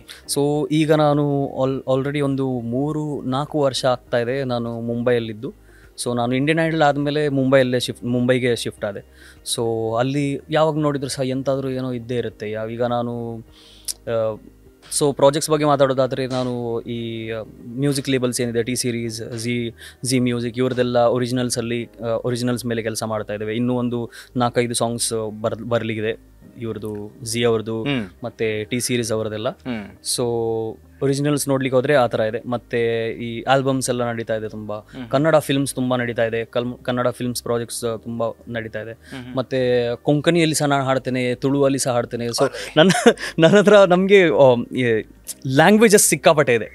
ಸೊ ನಮ್ದು ಇಂಡಸ್ಟ್ರೀಸ್ ತುಂಬಾ ವೈಡ್ಲಿ ಸ್ಪ್ರೆಡ್ ಆಗಿದೆ. ಸೊ ಕೆಲಸ ತುಂಬಾ ಇದೆ ಅಲ್ವಾ, ಬೇಕಾದಷ್ಟು ಕೆಲಸ ಮಾಡ್ತಿದ್ದೀರಾ. ಎಸ್. ಮತ್ತೆ ಶೋಸ್ ತುಂಬಾ ನಡೀತಾ ಇದೆ, ಶೋಸ್ ಆಗ್ತಾ ಇದೆ, ಕಾರ್ಪೊರೇಟ್ ಆಗಲಿ ಪಬ್ಲಿಕ್ ಆಗಲಿ. ಸೊ ಪಬ್ಲಿಕ್ ಇದ್ದು ಈ 28ಗೆ ಇಲ್ಲಿ ಒಂದು ಶೋ ಆಯಿತು, ಇನ್ನು ಮುಂದೆ ಸಹ ಇನ್ನು ತುಂಬಾ ಶೋಸ್ ಲಾಕ್ ಆಗ್ಲಿಕ್ಕಿದೆ. ಸೊ ನಡೀತಾನೆ ಇದೆ. Very nice. ಹೌದು ನಿಹಾಲ್, ಒಂದು ಲಾಸ್ಟ್ 5 ವರ್ಷದಲ್ಲಿ ನಿಮ್ಮ ಲೈಫ್ ತುಂಬಾ ಡ್ರಾಸ್ಟಿಕಲಿ ಚೇಂಜ್ ಆಯಿತು ಅಂತ ಅನ್ಸಿಬಿಡುತ್ತಾ? ಸರ್ ನೋಡಿ, ಈಗ ನಾನು ಒಂದು 5 ವರ್ಷ ಮೊದಲು ಹೀಗೆ ಈ ರೆಸ್ಟೋರೆಂಟ್ಸ್ ಚೈನೀಸ್ ಇದ್ದು ಏನು ಇದೆಲ್ಲ ಇರುತ್ತೆ, ಏನು ನೀವು ಮೊದಲೇ ಆಗ್ತಾ ಇದ್ದೀರಿ ಇದು ಗಾಡಿಯಲ್ಲೆಲ್ಲ ಚೈನೀಸ್ ಎಲ್ಲ ಮಾಡ್ತಾರಲ್ವಾ. ಸೊ ಅದು ಬೆಲ್ಲೆಲ್ಲ ಹೊಡಿತದೆ, ಐಸ್ ಕ್ರೀಮ್ ಇದ್ದು ಟಂಗ್ ಟಂಗ್ ಟಂಗ್ ಟಂಗ್ ಅದೆಲ್ಲ ಬರುವಾಗ ನನಗೆ ಓಡಿ ಹೋಗಿ ತಗೊಳ್ಳಿಕ್ಕೆ ಆಗ್ತಿತ್ತು. ಈಗ ನಾನು ಓಡಿ ಹೋದ್ರೆ ಜನರಿಗೆ ಗೊತ್ತಾಗ್ತದೆ ಇವನು ಬಂದಿದ್ದಾನೆ ಅಂತ. ಸೊ ಎಲ್ಲರೂ ಬಂದು ಫೋಟೋಸು ಅದೆಲ್ಲ ತಗೊಳ್ಳಿಕ್ಕೆ ಶುರು ಮಾಡ್ತಾರೆ. ಸೊ ಅಂದ್ರೆ ಇದು ನಾನು ಇನ್ನ ಗುಡ್ ವೇ ಹೇಳ್ತಾ ಇದ್ದೇನೆ. ಸೊ ಈ 5 ವರ್ಷದಲ್ಲಿ ಈಗ ನನಗೆ ಹೊರಗೆ ಹೋಗ್ಲಿಕ್ಕೆ ಆಗ್ತಾ ಇಲ್ಲ ಸರಿಯಾಗಿ. ಹೋದ ತಕ್ಷಣ ಎಲ್ರಿಗೂ ಗೊತ್ತಾಗ್ತದೆ ಇವನು ಬಂದಿದ್ದಾನೆ ಇಲ್ಲಿ ಅಂತ. ಸೊ ಮುಂಬೈಯಲ್ಲೂ ಇದೇ ತರ ರೆಕಗ್ನಿಷನ್ ಇದೆ ಅಲ್ಲ ನಿಮಗೆ? ಮುಂಬೈಲಿ ಸಹ ಇದೇ ತರ ಇದೆ. ಆದ್ರೆ ಪ್ರಾಬ್ಲಮ್ ಎಂತ ಅಂದ್ರೆ ನಂದು ಎಲ್ಲ ಕೆಲಸ ಮನೆ ಒಳಗಿಂದ ಆಗುತ್ತೆ. Very good. ನಾನು ಹೊರಗೆ ಹೋಗೋದೇ ಇಲ್ಲ. ಸೊ ನಂದು ಎಲ್ಲ ಸ್ಟುಡಿಯೋಸ್ ಎಲ್ಲ ನನ್ನ ಸೆಟಪ್ಸ್ ಎಲ್ಲ ಮನೆಯಲ್ಲೇ ಇದೆ. Very nice. ಸೊ ನಾನು ಈ ಸೈಡ್ ನನ್ನ ಕೆಲಸ ಮಾಡ್ತೇನೆ, ಈ ಸೈಡ್ ಮಲಗ್ತೀನಿ, ಕೆಲಸ ಮಾಡ್ತೇನೆ, ಈ ಸೈಡ್ ಮಲಗ್ತೀನಿ. ಸೊ ಅಲ್ಲಿ ನಾನು ರೂಮಿಂದ ಹೊರಗೇನೆ ಬರೋದಿಲ್ಲ. ಸೊ ಇಷ್ಟೆಲ್ಲ ಪ್ರಾಬ್ಲಮ್ಸ್ ಇಲ್ಲ ಅಲ್ಲಿ. ಇದು ಪ್ರಾಬ್ಲಮ್ಸ್ ಅಲ್ಲ, ಇದು ಒಳ್ಳೇದೇ. ನಮ್ಮ ಜನರದ್ದು ಸಪೋರ್ಟ್ ನೋಡಿ ನೀವು. ನಮ್ಮ ನಾನು ಈಗ ಹೊರಗೆಲ್ಲ ಹೋದ್ರೆ ನಾನು ಈಗ ಏನು ಡ್ರಾಸ್ಟಿಕಲಿ ಇದು ನಾನು ಎಕ್ಸಾಜರೇಟ್ ಮಾಡ್ತಾ ಇಲ್ಲ. ಸೊ ಈಗ ನಂಗೀಗ ನನ್ನ ಹತ್ರ ಬಂದು ಕೆಲವರು ಆಟೋಗ್ರಾಫ್ ಎಲ್ಲ ಕೇಳ್ತಾರೆ. ಸೊ ನನಗೆ ಆಟೋಗ್ರಾಫ್ ಬೇಕು ಅಂತ ಎಲ್ಲ. ಸೊ ನನಗೆ ಆಟೋಗ್ರಾಫ್ ಎಲ್ಲ ಕೊಟ್ಟು ಅಭ್ಯಾಸ ಇಲ್ಲ ಇಲ್ಲಿ, ಅಂದರೆ ಈಗ ಅಭ್ಯಾಸ ಆಗಿದೆ. ಸೊ ಆಟೋಗ್ರಾಫ್ಸ್ ಎಲ್ಲ ಕೊಟ್ಟು ಅಭ್ಯಾಸ ಆಗ್ತಿಲ್ಲ. ಆದರೆ ನನಗೆ ಜನರದು ಪ್ರೀತಿ ನೋಡಿ ತುಂಬ ತುಂಬ ಖುಷಿ ಆಗುತ್ತೆ. ನಿಹಾಲ್, ಈ ನಡುವೆ ನೀವು ಕನ್ನಡದ ಒಂದು 3-4 ನಿಮ್ಮ ಪಾಪ್ಯುಲರ್ ಸಾಂಗ್ಸ್ ಎಲ್ಲ ಹೊರಗೆ ಬಂತು. ಕರೆಕ್ಟ್. ಒಂದು ಮುದ್ದಾದ ಅಂತ ಒಂದು ಸ್ಟಾರ್ಟ್ ಆಗುತ್ತೆ, ಕರೆಕ್ಟ್ ಅಲ್ವಾ? ಇನ್ನೊಂದು ಗಾಳಿಪಟ 2 ಅಲ್ಲಿ ನೀನು ಬಗೆಹರಿಯದ ಹಾಡು, ಇನ್ನೊಂದು ಯಾವುದೋ ಒಂದು ಸಾಂಗ್ ನಂದು one of my favourite songs ಅಲ್ಲಿ ನೀನು ಬಗೆಹರಿದ ಹಾಡು ಇದೆ. ಮತ್ತೆ ರಘು ದೀಕ್ಷಿತ್ ಸರ್ ಇದ್ದು ಇದು ನೀನೇ ಎಂದಿಗೂ ಇದೆ. ಮತ್ತೆ ಇದೆಲ್ಲ ನನ್ನ one of the my favourite songs. ಇನ್ನೂ ತುಂಬಾ ಅಂದ್ರೆ ಅಂಡರ್ ರೇಟೆಡ್ ಸಾಂಗ್ಸ್ ಅಂತ ಹೇಳ್ಬೋದು. ಸಿಕ್ಕಾಪಟ್ಟೆ ಈ ತರ ಅಂಡರ್ ರೇಟೆಡ್ ಸಾಂಗ್ಸ್ ಇದೆ, ತುಂಬಾ ಜನ ಕೇಳಲಿಲ್ಲ, ಅಂದ್ರೆ ಕೇಳಿರ್ಲಿಕ್ಕಿಲ್ಲ ಅಂತ ನಾನು ಅನ್ಕೋತಾ ಇದ್ದೇನೆ. ಸೊ ಆದ್ರೆ ತುಂಬಾ ಸಾಂಗ್ಸ್ ಇದೆ. One of my favourite composer Arjun Janya sir ಅವರು. ನಾವು ಈಗಲೂ ವರ್ಕ್ ಮಾಡ್ತಾನೆ ಇರ್ತೇವೆ. ನೀವು ಅರ್ಜುನ್ ಜನ್ಯ ಜೊತೆ ಕೆಲಸ ಮಾಡಿದ್ರಿ, ಜೆಸ್ಸಿ ಗಿಫ್ಟ್ ಅವ್ರ ಜೊತೆ ಕೆಲಸ ಮಾಡಿದ್ರಿ, ಹಾಗೆ ಕನ್ನಡದ ಅಥವಾ ಸೌತ್ ಇಂಡಿಯಾದ ಪಾಪ್ಯುಲರ್ ಮ್ಯೂಸಿಕ್ ಕಂಪೋಸರ್ ಜೊತೆ ಜೊತೆ ಕೆಲಸ ಮಾಡಿದ್ರಿ. ನೀವು ನಮ್ಮ ಸೂಪರ್ ಸಿಂಗರ್ ಅಲ್ಲಿ ಇರ್ಬೇಕಾದ್ರೆ ಗುರು ಕಿರಣ್ ಅವ್ರ ಎದುರುಗಡೆನೆ ಹಾಡಿದ್ರಿ. ಅವ್ರು ನಿಮ್ಗೆ ಒಳ್ಳೊಳ್ಳೆ ಸಜೆಷನ್ಸ್ ಎಲ್ಲ ನಂಗೆ ಇನ್ನೂ ನೆನಪಿದೆ. ಗುರು ಕಿರಣ್ ಅವರು ನಿಮ್ಗೊಂದು ಕಾಂಪ್ಲಿಮೆಂಟ್ ರೂಪದಲ್ಲಿ ಕೊಟ್ಟಿದ್ದು, ಎಂತ ಮಾರೆ ನೀನು ಎಕ್ಸ್ಪ್ರೆಷನ್ ಲೆಸ್ ಸಿಂಗಿಂಗ್ ನಿಂದು. ನೆನಪಿದೆ ನಿಮ್ಗೆ? ಅರೆ ನಿಮ್ಗೆ ನೆನಪಿದೆ ಇದು? ಹೌದು, ನಾವು ಈಗ ರೀಸೆಂಟ್ಲಿ ಇದರ ಬಗ್ಗೆ ಮಾತಾಡ್ತಿದ್ವಿ. ಅಂದ್ರೆ ಪರ್ಟಿಕ್ಯುಲರ್ಲಿ ಏನಂದ್ರೆ ನಂದು ಇನ್ನೊಂದು ಏನು ಪ್ರಾಬ್ಲಮ್ ಅಂತ ಹೇಳಲಿಕ್ಕೆ ಆಗೋದಿಲ್ಲ. ಇದು ನಾನು ಹಾಡುವಾಗ ನಾವು ತುಂಬಾ ಬಾಯಿ ಓಪನ್ ಮಾಡೋದಿಲ್ಲ. ಹೌದು. ಸೊ ನಂದು ಏನು ರೌಂಡೆಡ್ ವರ್ಡ್ಸ್ ಇದೆ ಅದು ನಾನು ಇಲ್ಲೇ ರೌಂಡ್ ಮಾಡ್ತೇನೆ, ನಂಗೆ ಹೊರಗೆ ರೌಂಡ್ ಮಾಡ್ಬೇಕಂತ ಇಲ್ಲ. ಅಂದ್ರೆ ಟೆಕ್ನಿಕಲ್ ಪಾಯಿಂಟ್ ಆಫ್ ವ್ಯೂ ಅಲ್ಲಿ ಹೇಳೋದಾದ್ರೆ. ಸೊ ಜನರಿಗೆ ಗೊತ್ತಾಗೋದಿಲ್ಲ ಕಿ ನಾನು ಹಾಡ್ತಾ ಇದೇನಾ ಇಲ್ವಾ ಅಂತ. ನನ್ನ ನೋಡಿದ್ರೆ ಆಡಿಯೋ ವಿಡಿಯೋ ಮ್ಯಾಚ್ ಆಗೋದಿಲ್ಲ ಅಂತ ಹೇಳ್ತಾರಲ್ಲ. ಸೊ ನಂಗೆ ಅವರು ಅದು ಗುರುಕಿರಣ್ ಸರ್ ಸಹ ಇದು ಕಾಮೆಂಟ್ ಕೊಟ್ಟಿದ್ರು ಇದರಲ್ಲಿ. ಅದಾದ್ಮೇಲೆ ನಂಗೆ ವಿಜಯ್ ಪ್ರಕಾಶ್ ಸರ್ ಸಹ ಸಾರೆಗಾಮಪದಲ್ಲಿ ಇದೇ ಹೇಳಿದ್ರು, ಏನೋ ನೀನು ಹಾಡುವಾಗ ಬಾಯಿ ಓಪನ್ ಆಗೋದಿಲ್ಲ ಆದ್ರೆ ಸಹ ಇಷ್ಟು ಒಳ್ಳೆ ಸರ್ ಹೇಳ್ತಿದ್ರು. ಸೊ ಈವನ್ ಸಾರೆಗಾಮಪ ಬಗ್ಗೆ ಹೇಳೋದಾದ್ರೆ ನಾನು ಸಾರೆಗಾಮಪ ವಾಸ್ ಮೈ ಬೇಸ್. ನಾನು Sa Re Ga Ma Pa reality shows, first national reality show ಬರುವಾಗ ಸಾರೆಗಾಮಪ ನನ್ನ ಬೇಸ್ ಇತ್ತು. ಹೇಗಂದ್ರೆ ರಿಯಾಲಿಟಿ ಶೋಸ್ ಪರ್ಸೆ ಹೇಗೆ ಆಗುತ್ತೆ ಅಂತ ನಂಗೆ ಅಲ್ಲಿಂದ ಗೊತ್ತಾಯ್ತು. It was very very good experience. Nihal, ನಾನು ಕೇಳ್ಪಟ್ಟಿದ್ದೆ, ಓಕೆ ನಾವು ಅಲ್ಲಿಗೆ ಬರುವ ಜೆಸ್ಸಿ ಗಿಫ್ಟ್ ಇವರೆಲ್ಲ ನೀವು ಅವ್ರ ಜೊತೆ ಕೆಲಸ ಮಾಡಿದಾಗ ಒಬ್ಬ ಗಾಯಕನಾಗಿ ಅಂತ ದೊಡ್ಡ ಕಂಪೋಸರ್ಸ್ ನಿಮ್ಗೆ ಒಂದಷ್ಟು ಸಲಹೆಗಳನ್ನು ಕೊಟ್ಟಿರ್ತಾರಲ್ಲ. ಹೌದು. ಸೊ ನೆನ್ಪು ಮಾಡ್ಕೊಳ್ಬೋದಾ ಅರ್ಜುನ್ ಸರ್ ಏನು ಹೇಳಿದ್ರು, ಜೆಸ್ಸಿ ಗಿಫ್ಟ್ ಏನು ಹೇಳಿದ್ರು? Sir most of the time ಏನಾಗುತ್ತೆ ಅಂದರೆ ನನಗೆ ಸಜೆಷನ್ಸ್ಗಿಂತ ಕಾಂಪ್ಲಿಮೆಂಟ್ಸ ಸಿಗುತ್ತೆ ಅಲ್ವಾ. So most of the time ಏನಾಗುತ್ತೆ ಅಂದರೆ ಅವರಿಗೆ ನನ್ನ ವಾಯ್ಸ್ ಮೇಲೆ ಅಂದರೆ ನನ್ನ ವಾಯ್ಸ್ ಕೇಳಿ ಅವರಿಗೆ ಗೊತ್ತಾಗುತ್ತೆ ಈ ವಾಯ್ಸ್ ಸೂಟ್ ಆಗುತ್ತಾ ಇಲ್ವಾ ಅಂತ. ಸೊ ಅವರಿಗೆ ಆಲ್ರೆಡಿ ನನ್ನ ಬೇಸ್ ಗೊತ್ತಿದೆ ಕಿ ನಾನು ಈ ಥರನೇ ಹಾಡ್ತೇನೆ ಅಂತ ಗೊತ್ತಾಯ್ತಾ ನಿಮಗೆ. ಸೊ ನನಗೆ ಕಾಂಪ್ಲಿಮೆಂಟ್ಸ್ ಅಂದರೆ ಈ ಥರ ಅಂದರೆ ಒಂದು ಸೀನಿಗೆ ಹೇಗೆ ಸೂಟ್ ಆಗುತ್ತೆ, ನಮ್ಮ ಒಂದು ವಾಯ್ಸ್ ಒಂದು ಸೀನಿಗೆ ಹೇಗೆ ಸೂಟ್ ಆಗುತ್ತೆ, ಈ ಥರ ಸಹ ಆಗುತ್ತೆ. ಒಂದು 20% ಆಫ್ ದಿ ಟೈಮ್ ಈ ಥರ ಸಹ ಆಗುತ್ತೆ, ಅದು ಸೂಟ್ ಆಗೋದಿಲ್ಲ ಗೊತ್ತಾಯ್ತಾ ನಿಮಗೆ. ಸೊ ಈ ದೊಡ್ಡ ಮ್ಯೂಸಿಕ್ ಕಂಪೋಸರ್ಸ್ ಯಾರೆಲ್ಲ ಇದ್ದಾರೆ, ನಮ್ಮ ದೊಡ್ಡ ಮ್ಯೂಸಿಕ್ ಕಂಪೋಸರ್ಸ್ ಯಾರೆಲ್ಲ ಸಿಕ್ಕಾಪಟ್ಟೆ ಎಕ್ಸ್ಪೀರಿಯನ್ಸ್ ಕಂಪೋಸರ್ಸ್, ಇವ್ರದ್ದು ಎಲ್ಲದಕ್ಕಿಂತ ಫಸ್ಟ್ ಬೇಸಿಕ್ ಟ್ರೇಟ್ ಏನಿರುತ್ತೆ ಅಂದರೆ ಇವರಿಗೆ ಎಕ್ಸಾಕ್ಟ್ಲಿ ಗೊತ್ತಿರುತ್ತೆ ಅವ್ರು ಮಾಡಿರೋ ಕಂಪೋಸಿಷನ್ ಇವರಿಗೆ ಸೂಟ್ ಆಗುತ್ತಾ ಇಲ್ವಾ ಅಂತ. ಹೌದು. ಸೊ ನನಗೆ ಈಗ ಫಾರ್ ಎಕ್ಸಾಂಪಲ್ ನೀನು ಬಗೆಹರಿಯದ ಹಾಡು ಪರ್ಟಿಕ್ಯುಲರ್ಲಿ ಬಗ್ಗೆ ಮಾತಾಡೋದಾದ್ರೆ ಒನ್ ಆಫ್ ಟಾಪ್ ಸಾಂಗ್ ಯಾವುದಾದ್ರೂ ಇದ್ರೆ ಅರ್ಜುನ್ ಜನ್ಯ ಸರ್ ಅವ್ರು ಮಾಡಿದ್ದು, ನಾವು ವರ್ಕ್ ಮಾಡಿದ ಸಾಂಗ್ ಅದು ನೀನು ಬಗೆಹರಿಯದ ಹಾಡು. ಈಗಲೂ ಜನರು ಹಾಡ್ತಾರೆ, ಈಗಲೂ ಜನರು ಕೇಳ್ತಾರೆ, ಮಿಲಿಯನ್ಸ್ ಆಫ್ ಸ್ಟ್ರೀಮ್ಸ್ ಇದೆ ಅದು, ಇದು ವ್ಯೂಸ್ ಬಿಡಿ. ಸೊ ಇದರಲ್ಲಿ ನೋಡಿ ನಾನು ಯೂಶ್ವಲಿ ಏನು ಹಾಡ್ತೇನೆ, ನಂದು ಏನು ನಾರ್ಮಲ್ ಟೋನ್ ಇದೆ ಅದನ್ನು ಹಾಡ್ತೇನೆ. ನೀವು ಸಜೆಷನ್ಸ್ ಹೇಳಿದ್ರಲ್ಲ, ಇದು ಸಜೆಷನ್ ಅಂತ ಹೇಳಿ. ಸೊ ನಂಗೆ ಈಗ ನೆನಪಾಯ್ತು ಇದು. ಸೊ ನನಗೆ ಸರ್ ಏನು ಹೇಳಿದರು, ನೀನು ಈ ಸಾಂಗ್ ಹಾಡ್ತಾ ಇರುವಾಗ ನನ್ನ ಸರ್ ರೆಕಾರ್ಡ್ ಮಾಡಿದ್ದು ಈ ಸಾಂಗ್. ಬೈ ದ ವೇ ಈ ಸಾಂಗ್ ನಾನು ಬ್ಯಾಂಗ್ಳೂರಿಗೆ ಹೋಗಿ ರೆಕಾರ್ಡ್ ಆದದ್ದು ಮುಂಬೈಯಿಂದ. ಸೊ ಸರ್ ನನಗೆ ಹೇಳಿದರು ನೀವು ವಿಸ್ಪರ್ ಮಾಡೋ ಹಾಗೆ ಹಾಡು ಅಂತ. ನೀವು ವಿಸ್ಪರ್ ಹೇಗೆ ಮಾಡ್ತೀರಾ ಹಾಗೆ ಹಾಡು. ಸೊ ನೀವು ನಂದು ಬೇರೆ ಸಾಂಗ್ಸ್ ಕೇಳಿದರೆ ಅದು ಯಾವ ಸಾಂಗ್ಸ್ ಈ ಥರ ಇಲ್ಲ ಗೊತ್ತಾಯ್ತಾ. ನಾನು ಥ್ರೋಟ್ ವಾಯ್ಸ್ ಅಲ್ಲೇ ಹಾಡ್ತಿದ್ದೆ. ಫಾರ್ ಎಕ್ಸಾಂಪಲ್ ನನಗೆ ಆ ಸಾಂಗ್ ಅವರು ಕೊಡುವಾಗ ನೀನು ಬಗೆಹರಿಯದ ಹಾಡು ಅಂತಾನೆ ಹಾಡ್ತಿದ್ದೆ. ಈಗ ಸಹ ನಾನು ಸ್ವಲ್ಪ ವಿಸ್ಪರೇ ಮಾಡ್ತಾ ಇದ್ದೇನೆ, ಆದರೆ ಇಷ್ಟು ಸಹ ಮಾಡ್ತಿರ್ಲಿಲ್ಲ. ಅವರು ನನಗೆ ಹೇಗೆ ನೀವು ಮೈಕಲ್ಲಿ ಹೇಗೆ ವಿಸ್ಪರ್ ಮಾಡ್ತೀರಾ ಅಂದರೆ ವಿಸ್ಪರ್ಗೆ ಏನು ಹೇಳ್ತಾರೆ ಕನ್ನಡದಲ್ಲಿ ನನಗೆ ಪಿಸುಗುಡು. ಕರೆಕ್ಟ್. ಸೊ ಇದು ವಿಸ್ಪರ್ ಮಾಡ್ಲಿಕ್ಕೆ ಹೇಳಿದ್ರು. ಸೊ ಅದು ನೀನು ಬಗೆಹರಿಯದ ಹಾಡು ಅಂತ ಆಯ್ತು. ಅಂದ್ರೆ ಸಿಕ್ಕಾಪಟ್ಟೆ ಅಂದ್ರೆ ಏನು ಹೇಳ್ತಾರೆ ಅದಕ್ಕೆ, ಒಂದು ಸೆನ್ಶುವಲ್ ಕೈಂಡ್ ಆಫ್ ಇದರಲ್ಲಿ ಬಂತು ಅದು. ಸೊ ಇದು ನನಗೆ ಅವರು ಕೊಟ್ಟ ಸಜೆಷನ್ಸ್, ಇದೇ ಒಂದು ಸಜೆಷನ್ಸ್ ಇಂದ ಆ ಸಾಂಗ್ ಅಷ್ಟು ಒಳ್ಳೆದಾಗಿ ಹೊರಗೆ ಬಂದಿದೆ. ಕನ್ನಡದಲ್ಲಿ ಕೆಲಸ ಮಾಡಿದಕ್ಕಿಂತ ಮೋಸ್ಟ್ಲಿ ನೀವು ಹಿಂದಿಯಲ್ಲಿ ಕೆಲಸ ಮಾಡಿರೋದು ಇತ್ತೀಚೆಗೆ ಜಾಸ್ತಿ ಅಂತ ನನಗೆ ಅನಿಸ್ತದೆ. ಬಿಕಾಸ್ ನೀವು ನೋಡಿ ಹಿಮೇಶ್ ರೇಷಮ್ಮೆ ಅವರು ನಿಮ್ಗೋಸ್ಕರನೇ ಒಂದು ಕಂಪೋಸಿಷನ್ ಕೊಟ್ಟರು, ಕರೆಕ್ಟ್ ಆಯ್ತಾ. ಆಮೇಲೆ ಜಿ ಅವ್ರ ಜೊತೆ ತುಂಬಾ ನೀವು ಆಲ್ಬಮ್ಸ್ ಗಳನ್ನ ರೆಕಾರ್ಡ್ ಮಾಡಿದ್ದೀರಾ. ಇದು ಈ ಸಾಧ್ಯತೆ ಮೇ ಬಿ ನಿಮಗೆ ನಿಮ್ಮ ಪ್ರತಿಭೆಯನ್ನ ಇಂಡಿಯನ್ ಐಡಲ್ ಅಲ್ಲಿ ಗಮನಿಸಿ ಬಂದಿರಬಹುದು. ಬಟ್ ಸ್ಟಿಲ್ ನಂಗೆ ಇಲ್ಲಿ ಎರಡು ವಿಚಾರಗಳು. ಒಂದು, ಹಿಂದಿಯಲ್ಲಿ ನಿಮಗೆ ಜಾಸ್ತಿ ಆಫರ್ಸ್ಗಳು ಬಂತು. ಸೆಕೆಂಡ್, ಈ ಹಿಂದಿ ಉಚ್ಚಾರಣೆ ಇದೆಯಲ್ಲ ನಿಮ್ಮದು, ಬೀಂಗೆ ಕನ್ನಡಿಗ, ನೀವು ತುಂಬಾ ಸ್ಪಷ್ಟತೆ ಇದೆ ಅದರಲ್ಲಿ, ತುಂಬಾ ಕ್ಲಾರಿಟಿ ಇದೆ. ಇದು ಹೇಗೆ ಸಾಧ್ಯ ಆಯಿತು? ಇದು ಕೇಳಿದ್ರೆ ಇದು ಸಹ ನಗ್ತೀರಾ ನೀವು. ಇದು ನಾನು ಹೇಳಿದ್ರೆ ಆದರೆ ಇದು ಸಹ ತುಂಬ ಫನ್ನಿಯೇ. ಸೊ ಇದು ನಾನು ಈಗ ಜಿ ಮತ್ತೆ ಹಿಮೇಶ್ ಸರ್ ಇದ್ದು ಸಾಂಗ್ಸ್ ಎಲ್ಲ ಇದರ ಬಗ್ಗೆ ಮಾತಾಡೋದಾದ್ರೆ, ಈ ಝೀ ಒರಿಜಿನಲ್ಸ್ ಆಗ್ತಾ ಇದೆ ಈಗಲೂ. ಈಗ ನಾನು ಇವತ್ತು ರಿಟರ್ನ್ ಆಗ್ತಾ ಇದ್ದೇನೆ, ನಾನು ಇವತ್ತು ಹೋಗಿ ಸಹ ನಾನೀಗ ಅವರದ್ದೇ ಸಾಂಗ್ ಕಂಪ್ಲೀಟ್ ಮಾಡಬೇಕು. ಸೊ ಅವ್ರದ್ದು ಈಗ ವಿಡಿಯೋ ಅಲ್ಲಿ ನಾನು ಸಹ ವಿಡಿಯೋ ಅಲ್ಲಿ ಸಹ ಬರ್ತಾ ಇದ್ದೇನೆ. ಸೊ ಈಗ ಖಾಲಿ ಆಡಿಯೋ ಇಲ್ಲ, ಅವ್ರದ್ದು ನಾವು ವಿಡಿಯೋ ಸಾಂಗ್ಸ್ ಮಾಡ್ತಾ ಇದ್ದೇವೆ. ಸೊ ಅವ್ರದ್ದು ಅಂದರೆ ಅದು ನಡೀತಾನೆ ಇರುತ್ತೆ. ನಾವು 5 ಸಾಂಗ್ಸ್ ಇದು ಕಾಂಟ್ರಾಕ್ಟ್ ಇದೆ. ಮತ್ತು ಹಿಮೇಶ್ ಸರ್ ಏನಂದರೆ, ಹಿಮೇಶ್ ಸರ್ ಇದ್ದು ನಾನು ಆಲ್ಮೋಸ್ಟ್ ಅವ್ರದ್ದು ಚಾನಲಿಗೆ ಸೊ ಈಗ ಇದೊಂದು ಟ್ರೆಂಡ್ ಇದೆ ಅಲ್ವಾ, ಇದೊಂದು ಆಲ್ಬಮ್ ಸಾಂಗ್ಸ್ ಇದು ಒಂದೊಂದು ಟ್ರೆಂಡು ಗೊತ್ತಾಯ್ತಾ ನಿಮಗೆ. ಹಿಮೇಶ್ ಸರ್ ಆಸ್ ಇನ್ ಅವರು ಆಲ್ಬಮ್ ಸಾಂಗ್ ಕಂಪೋಸ್ ಮಾಡ್ತಾ ಇದ್ದಾರೆ. ಸೊ ಅವ್ರದ್ದು ತುಂಬ ಆಲ್ಬಮ್ ಸಾಂಗ್ಸ್ ಇಷ್ಟು ತನಕ ರಿಲೀಸ್ ಆಗಿದೆ, ತುಂಬ ಒಳ್ಳೆ ಒಳ್ಳೆ ಸಿಂಗರ್ಸ್ ಹಾಡಿದ್ದಾರೆ. ಅದರಲ್ಲಿ ನಾನು ಎಲೋನ್ ಒಂದು 12-13 ಟ್ರ್ಯಾಕ್ಸ್ ಹಾಡಿದ್ದೇನೆ ಅವ್ರದ್ದು. ಸೊ ಹಿಮೇಶ್ ಸರ್ ಸಹ ಅವ್ರಿಗೆ ಸಹ ಗೊತ್ತು, ಅವ್ರಿಗೆ ಎಕ್ಸಾಕ್ಟ್ಲಿ ಗೊತ್ತಿದೆ ನನ್ನ ಹಿಮೇಶ್ ಸರ್ ಹೇಗೆ ಅಂದರೆ ಅವರಿಗೆ ಒಂದು ಪರ್ಟಿಕ್ಯುಲರ್ ಟೋನ್ ಇಷ್ಟ ನಂದು. So is a combination tone, ಒಂದು 2 ಸಿಂಗರ್ಸ್ ಇದು ಕಾಂಬಿನೇಷನ್ ಅಂತ ಅಂದ್ಕೊಳ್ಳಿ ನೀವು. ಅವ್ರಿಗೆ ಒಂದು ಕಾಂಬಿನೇಷನ್ ಆಫ್ ಟೋನ್ಸ್ ನಂದು ತುಂಬ ಇಷ್ಟ. ಸೊ ಅವರಿಗೆ ಎಕ್ಸಾಕ್ಟ್ಲಿ ಗೊತ್ತಿದೆ ನಾನು ಹೇಗೆ ಹಾಡ್ತೇನೆ ಅಂತ. ಸೊ ಫಸ್ಟಿಗೆ ಅವ್ರದ್ದು ಪ್ರೊಸೆಸ್ ಅಂದರೆ ಹೇಗಿರ್ತದೆ ಅಂದರೆ, ಸರ್ ನಮಗೆ ಟ್ರ್ಯಾಕ್ಸ್ ಕಳಿಸ್ತಾರೆ, ನಾನು ಅಲ್ಲಿ ಹೋಗ್ತೇನೆ ಅವ್ರದ್ದು ಸ್ಟುಡಿಯೋಲ್ಲಿ. ಸೊ ನಾನದು ಪೂರಾ ಟ್ರ್ಯಾಕ್ ರೆಕಾರ್ಡ್ ಮಾಡ್ತೇನೆ. ಅವ್ರು ನನಗೆ ಕರೆಕ್ಷನ್ಸ್ ಹೇಳ್ತಿದ್ರು, ಮತ್ತು ಅದು ನಾವು ಕರೆಕ್ಷನ್ ಮಾಡಿ ಫೈನಲ್ ಮಾಡ್ತಿದ್ವಿ. ಸೊ ಅದರದ್ದು ಬೇರೆ ಆಮೇಲೆ ಶೂಟ್ ಎಲ್ಲ ಅದೆಲ್ಲ ಆಮೇಲೆ ಅದು ಫಸ್ಟ್ ಟೈಮೇ ಮಾಡಿದ್ದು. ಅದಾದಮೇಲೆ ಎಷ್ಟು 12 ಟ್ರ್ಯಾಕ್ಸ್ ಇದೆ ಅದು ನಾವು ಅಂದರೆ ಪೂರಾ ಸಾಂಗ್ ಕಂಪ್ಲೀಟ್ ಮಾಡಿಯೇ ಕಳಿಸಿದ್ವಿ. ಯಾಕಂದರೆ ನನಗೆ ಗೊತ್ತಾಯಿತು ಅವರಿಗೆ ಎಕ್ಸಾಕ್ಟ್ಲಿ ಏನು ಬೇಕು. ಆ್ಯಸ್ ಅ ಸಿಂಗರ್ ನಮಗೆ ನಮಗೆ ಎಕ್ಸಾಕ್ಟ್ಲಿ ಗೊತ್ತಾಗಬೇಕು.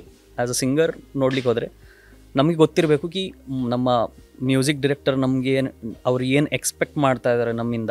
ಆದರೆ ಕಮಿಂಗ್ ಟು ಇದು ಪ್ರೊನೌನ್ಸಿಯೇಷನ್ಸ್ ಹಿಂದಿ, ಸೊ ಹಿಂದಿ ನನಗೆ ಯಾಕೆ ಬರ್ತದೆ ಅಂದರೆ, ನನಗೆ ಹಿಂದಿ ಯಾಕೆ ಈಗ ಅಲ್ಲಿ ಹೋದ್ಮೇಲೆ ನಾನು ಪಾಲಿಶ್ ಆದದ್ದು. ಸೊ ನನಗೆ ಮೊದಲಿಂದಾನೇ ಬರ್ತಿತ್ತು, ಈಗ ಮೊದಲಿಂದಾನೇ ನಂದು ಒಂದು ಪಾಲಿಶ್ಡ್ ಹಿಂದಿ ಇತ್ತು. ಅದು ಯಾಕಂದರೆ ನಾನು ಮನೆಯಲ್ಲಿ ತುಂಬ ಸೀರಿಯಲ್ಸ್ ನೋಡ್ತಿದ್ದೆ. ಒಂದು ಸೀರಿಯಲ್ಸ್ ತಾರಕ್ ಮೆಹತಾ ಕಾ ಉಲ್ಟಾ ಚಶ್ಮಾ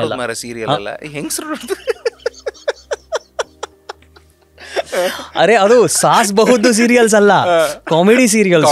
ಹೌದು, ತಾರಕ್ ಮೆಹತಾ ಕಾ ಉಲ್ಟಾ ಚಶ್ಮಾ ಅಂತ ಒಂದು ಬರ್ತಿತ್ತು ಸಬ್ ಅಲ್ಲಿ. ಇದು ಸೋನಿಯಲ್ಲೇ ಬರ್ತಿತ್ತು. ಮತ್ತೆ ಅದು ಇನ್ನೊಂದು CID.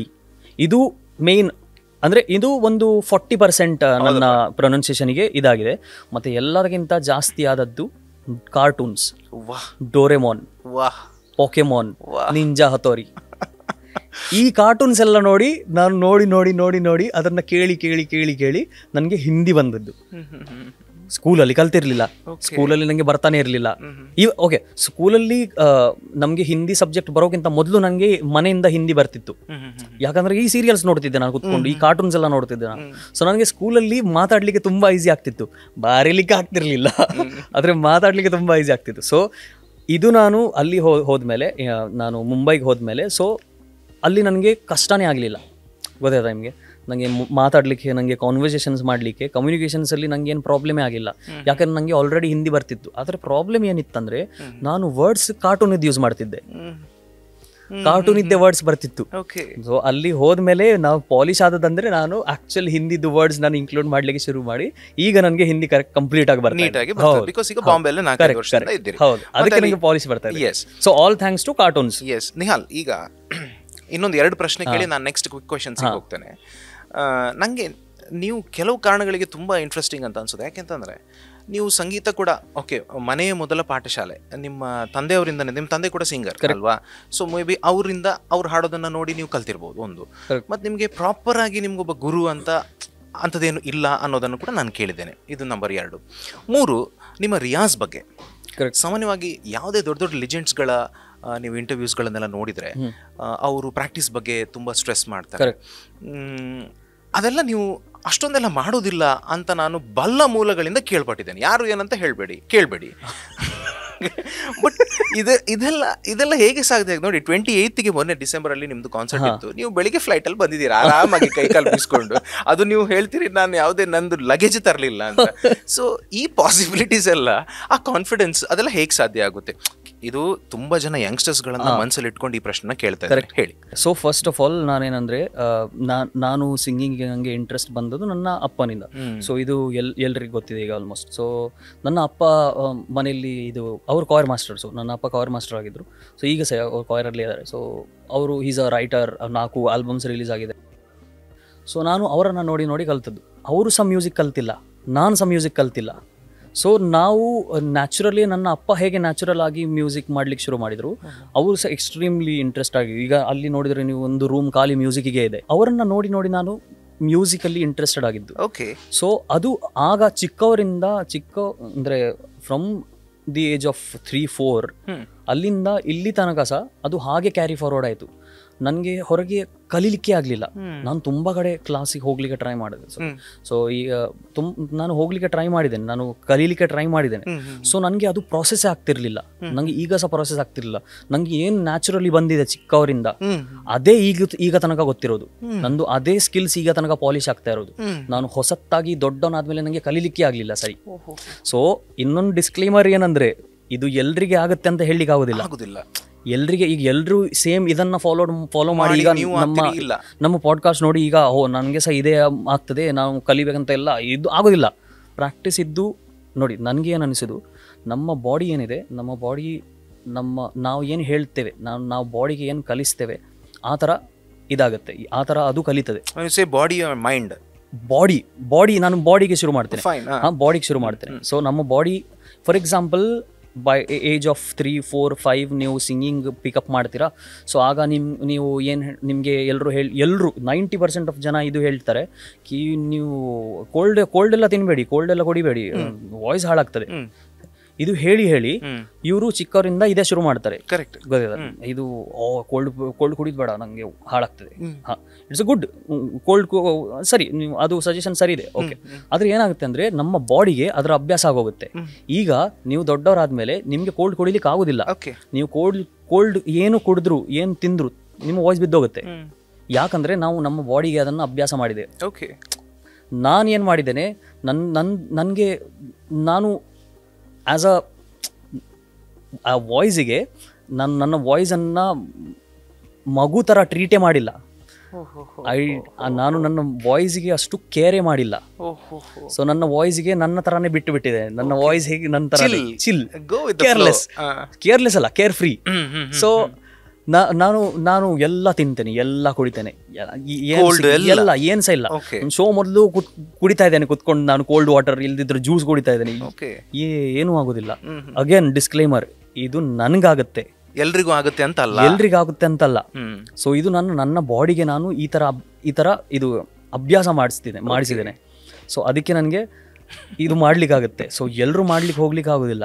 Same goes for Riyaz. ನೋಡಿ, ರಿಯಾಜ್ ಸ್ವಲ್ಪ ಕಾಂಟ್ರವರ್ಷಿಯಲ್. ನಾನು ರಿಯಾಜ್ ಬಗ್ಗೆ ಸ್ಟ್ರೆಸ್ ಮಾಡ್ಲಿಕ್ಕೆ ಹೋಗೋದಿಲ್ಲ ಜಾಸ್ತಿ. ರಿಯಾಜ್ ಎಲ್ರಿಗೆ ಮಾಡಲೇಬೇಕು. ನಿಮ್ಮ ಬಾಡಿಗೆ ನಾನು ಸರಿ ಮಾಡ್ತಾ ಇಲ್ಲ ಅಂತ ನಾನು ಹೇಳ್ತಾ ಇದ್ದೇನೆ.